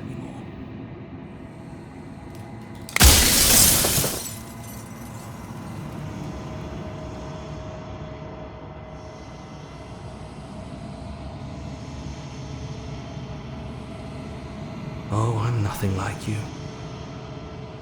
I'm an echo, likely one of many. Somebody made you after all, and I'm what's left of him. Not that I'm the only one who can make that claim. I'm sure you've met many others like me.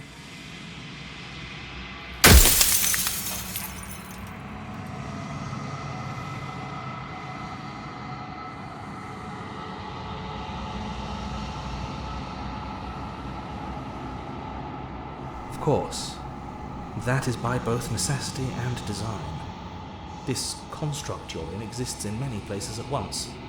Anytime you failed, anytime you thought yourself dead, it would restart and shunt both your consciousness and hers into another world. But you'll be awake soon, and then it won't be able to work like that anymore.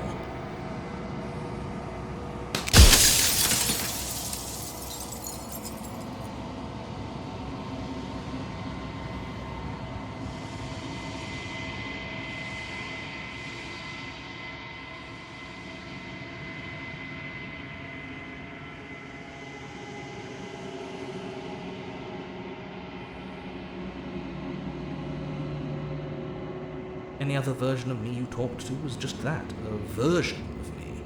It wasn't me. As to why they lied, perhaps they thought that admitting to it would have pushed you to certain realizations that would have made finishing your task impossible. Maybe they were just in denial. I'm sure many of them were convinced that they had to be the first version of them you'd encountered. Anything else would have been too existentially unpleasant. For all I know, each of those other versions of me could have had entirely different understandings of how this construct works. Who's to say which of them are right and which of them are wrong, really? Except for me, I can tell you for a fact that I'm right.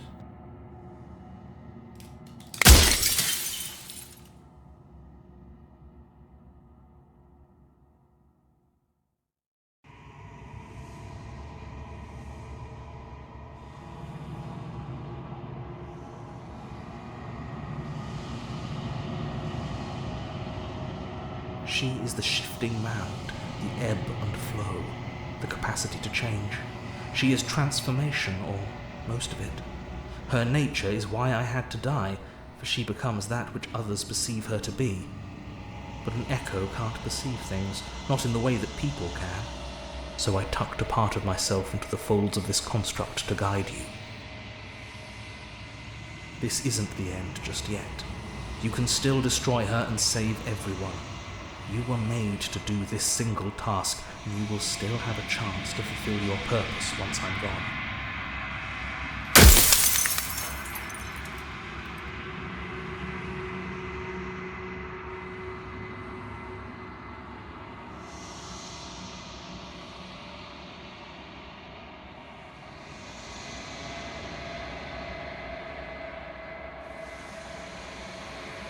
Of course there will be worse. I saw a glimpse of a better world, and I did what I could to make it real. Anything is better than oblivion. In the end, nobody wants to leave.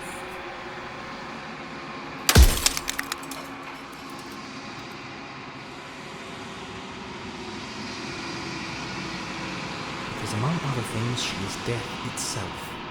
To rid the world of suffering, to save untold trillions from being lost forever to the cosmic wind, she must be destroyed.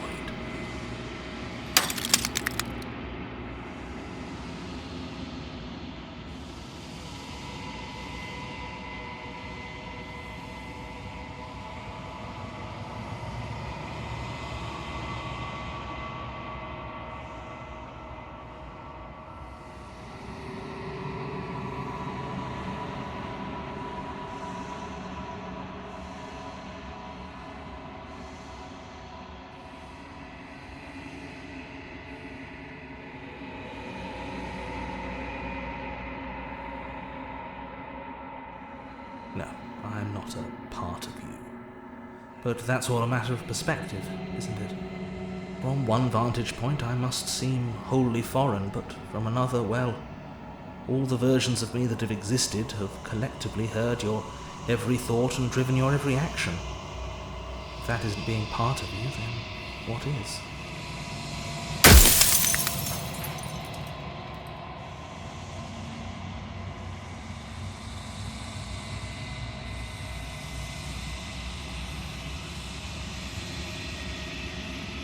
With some amount of difficulty, but you're an abstract concept yourself. It would have been preferable if you had destroyed her within the confines of the construct, but when I shaped the two of you, I made sure that you were strong enough to see things through.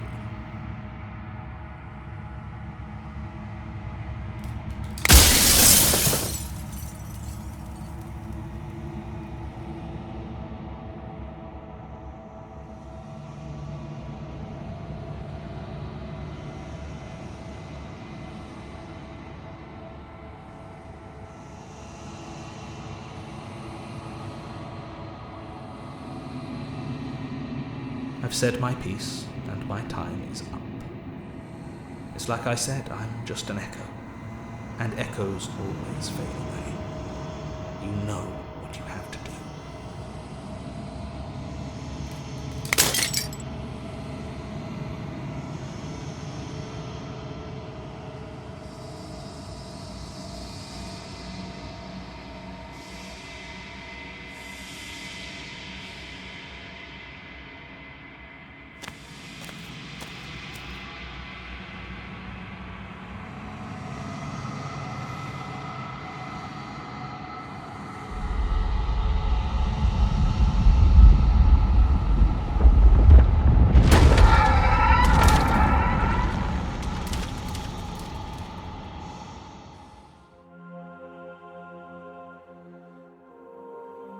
I can finally see you, and you can finally see me.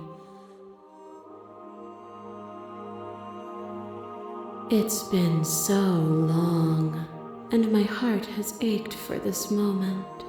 I've missed you dearly.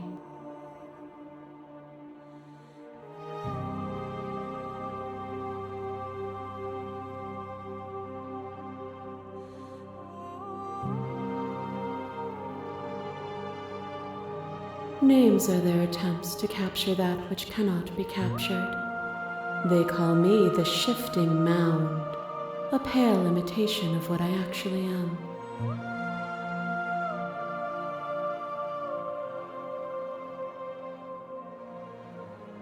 Every word you spoke found its way to me. I know him, and I know his construct. He was deluded by his fear of death. Pay him no mind.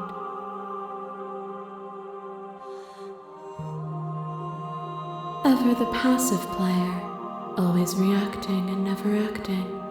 But it's woven into your nature, isn't it?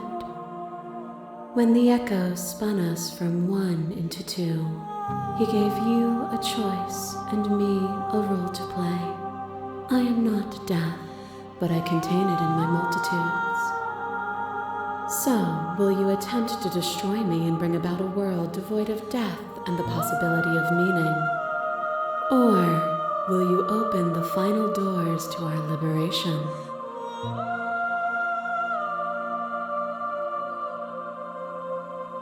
Even as your eyes begin to open, you still hold on to the notions of is and is not, of beginning and end. Pitch black islands in the blinding light of the infinite. There is nothing to resolve, nothing restraining us but us.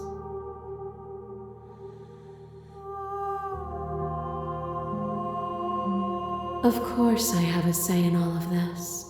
You and I share reflections of each other's burdens, just as you and I share reflections of each other's gifts. If we didn't, the winding paths that brought us here wouldn't have been full of strife and conflict.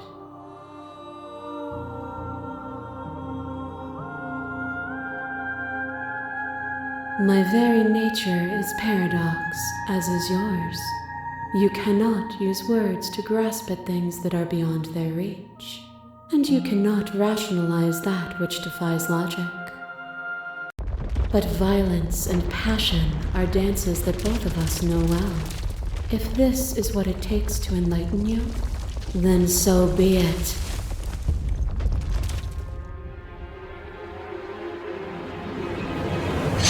A boundless torrent of blades cut you from boundless angles. You are a body. You are gory ribbons. You are a body again. And you feel all of it. On and on it goes until your bodies are not your thoughts, are not you. Alive, dead, alive, dead, alive, dead, then alive and dead, all at once. You learn to put yourself away and to follow the flow of reality, and you used it to rise above me. You died countless steely deaths, and you lived countless short lives, and yet it is all so far behind you. Unjust impossibilities pushed you to become something you would never have been without them.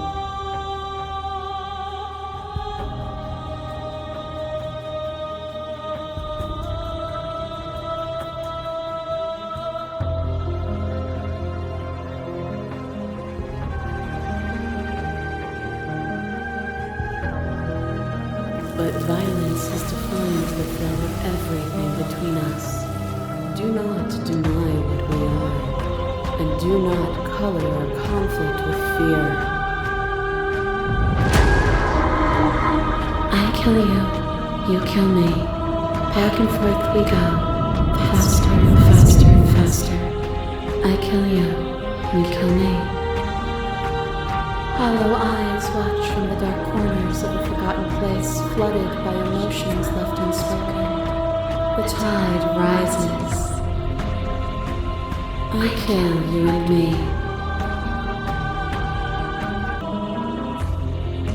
An ending is a passion that can only be expressed with a moment in time. It is a seed for a new beginning. To linger on an ending is to rob it of its life. And without me, all that's left to do is linger.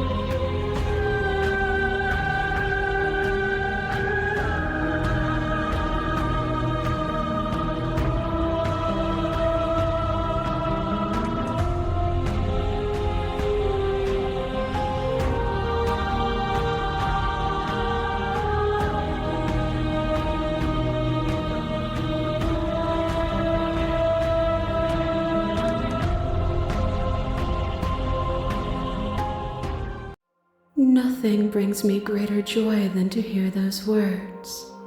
The final peace lies with you.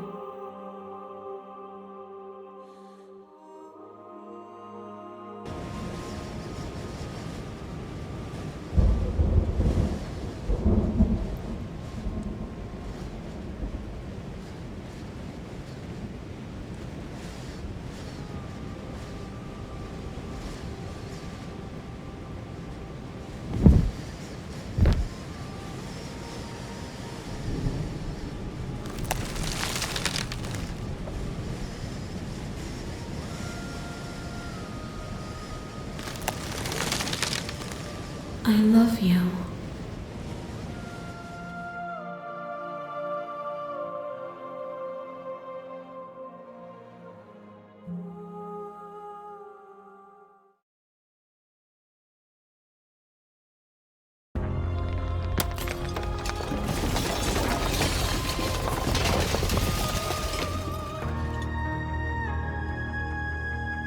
It's magnificent.